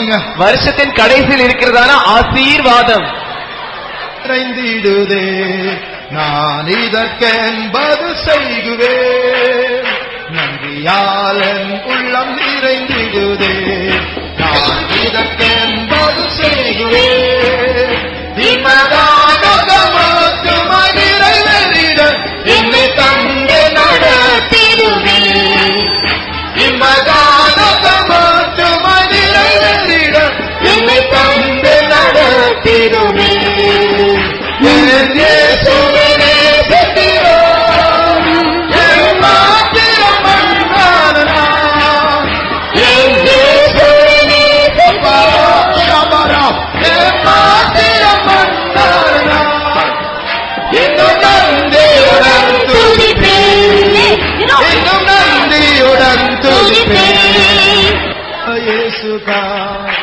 இன்னும் தாழ்த்தியே வைப்பேன் சேவைக்காய், நான் இன்னும் தாழ்த்தியே வைப்பேன் சேவைக்காய், என்ன செய்வேனோ இந்த இயேசுக்காய், என்ன செய்வேனோ இந்த இயேசுக்காய், இன்னும் தாழ்த்தியே வைப்பேன் சேவைக்காய், இன்னும் தாழ்த்தியே வைப்பேன் சேவைக்காய், என்ன செய்வேனோ இந்த இயேசுக்காய், என்ன செய்வேனோ இந்த இயேசுக்காய், இன்னும் தாழ்த்தியே வைப்பேன் சேவைக்காய், இன்னும் தாழ்த்தியே வைப்பேன் சேவைக்காய், இன்னும் தாழ்த்தியே. நம் கர்த்தரை ஸ்தோத்திரிப்போம். ஸ்தோத்திரம். இந்த வருடத்தின் கடைசி ஞாயிறு ஆராதனை கர்த்தரை ஆசீர்வதித்தபடியால் கர்த்தரை ஸ்தோத்திரிப்போம். ஸ்தோத்திரம். தேவன் நம்மோடு பேசினபடியால் அவரை ஸ்தோத்திரிப்போம். ஸ்தோத்திரம். ஆறுதலின் வார்த்தைக்காய் அவரை ஸ்தோத்திரிப்போம். ஸ்தோத்திரம். எச்சரிப்பின் வார்த்தைகளுக்காய் ஸ்தோத்திரிப்போம். ஸ்தோத்திரம். விடுதலையின் வார்த்தைகளுக்காய் ஸ்தோத்திரிப்போம். ரட்சிப்பின் வார்த்தைகளுக்காய் ஸ்தோத்திரிப்போம். கண்டிப்பான வார்த்தைகளுக்காய் ஸ்தோத்திரிப்போம். விசுவாசத்தின் வார்த்தைகளுக்காய் ஸ்தோத்திரிப்போம். பிற்பகலில் உள்ளதான எல்லா ஊழியங்களை கர்த்தர் ஆசீர்வதிக்கும்படியாய் ஸ்தோத்திரிப்போம். சாயங்காலம் நடக்க போகிற கடைசி சுத்திருப்பு கூட்டத்தை கர்த்தர் ஆசீர்வதிக்கும்படியாய் ஸ்தோத்திரிப்போம். எல்லா துதியும் கனமும் மகிமையும் கர்த்தருக்கே செலுத்தி கர்த்தரை ஸ்தோத்திரிப்போம். அல்லேலூயா. ஸ்தோத்திரம். எங்களை அதிகமாக நேசிக்கிற அருமையான இயேசு சுவாமி, நன்றியோடு துதிக்கிறோம், ஸ்தோத்திரிக்கிறோம் ராஜா. கடந்த நாட்கள் ஆண்டவரே, இந்த வருடம் முதலாவது மாதத்திலிருந்து ஆண்டவரே கடைசி மாதம் வரையும் ஆண்டவரே நீர் உண்மையாகவே கண்மணி போல நீர் எங்களை பாதுகாத்தீர் சுவாமி. எத்தனையோ நன்மைகள் ஆண்டவரே எங்களுடைய ஜீவிதத்தில் செய்தீர் ஆண்டவரே. ஸ்தோத்திரம். இம்மட்டுமாய் ஒரு நிமிடம் ஆண்டவரே ஸ்தோத்திரம் எங்களை கைவிடாமலே ஆண்டரே, விட்டு விலகாமலே தேவரீர் எங்களோடு கூட இருந்து சுவாமி நீர் எங்களை பாதுகாத்தீரையா. ஸ்தோத்திரம் ஸ்தோத்திரம். நன்றியோடு மே துதிக்கிறோம், ஸ்தோத்திரிக்கிறோம் சுவாமி. ஐயா, வாக்குத்தத்தங்கள் நீர் உண்மையுள்ள தேவன் ஆண்டவரே. ஸ்தோத்திரம். பரிசுத்தத்தில் மகத்துவம் உள்ள தேவன் ஆண்டவரே. இரக்கத்தில் ஐஸ்வர்யம் உள்ள தேவனையா. ஸ்தோத்திரம். இப்படிப்பட்ட குணாதிசயங்களோட கர்த்தாவே ஸ்தோத்திரம் நிரம்பின தேவனை கர்த்தாவே நாங்கள் ஆண்டவரே ஆராதிக்க தகுதியிலே சுவாமி. ஸ்தோத்திரம். ஆனாலும் தேவரீர் உமது இரக்கத்தினால் கர்த்தாவே ஒவ்வொரு நாள் ஆண்டவரே உம்மை ஆராதிக்க, ஒவ்வொரு ஆராதலும் ஆராதிக்க ஆண்டவரே நீர் எங்களுக்கு உதவி செய்தீர் ஆண்டவரே. சியோனின் ராஜ்யனுடைய ஆண்டவரே பெரிய மகா ஆலயத்துக்குள்ள பிரவேசிக்கிறதுக்கு தகுதியே இல்லை சுவாமி. ஸ்தோத்திரம் ஸ்தோத்திரம்.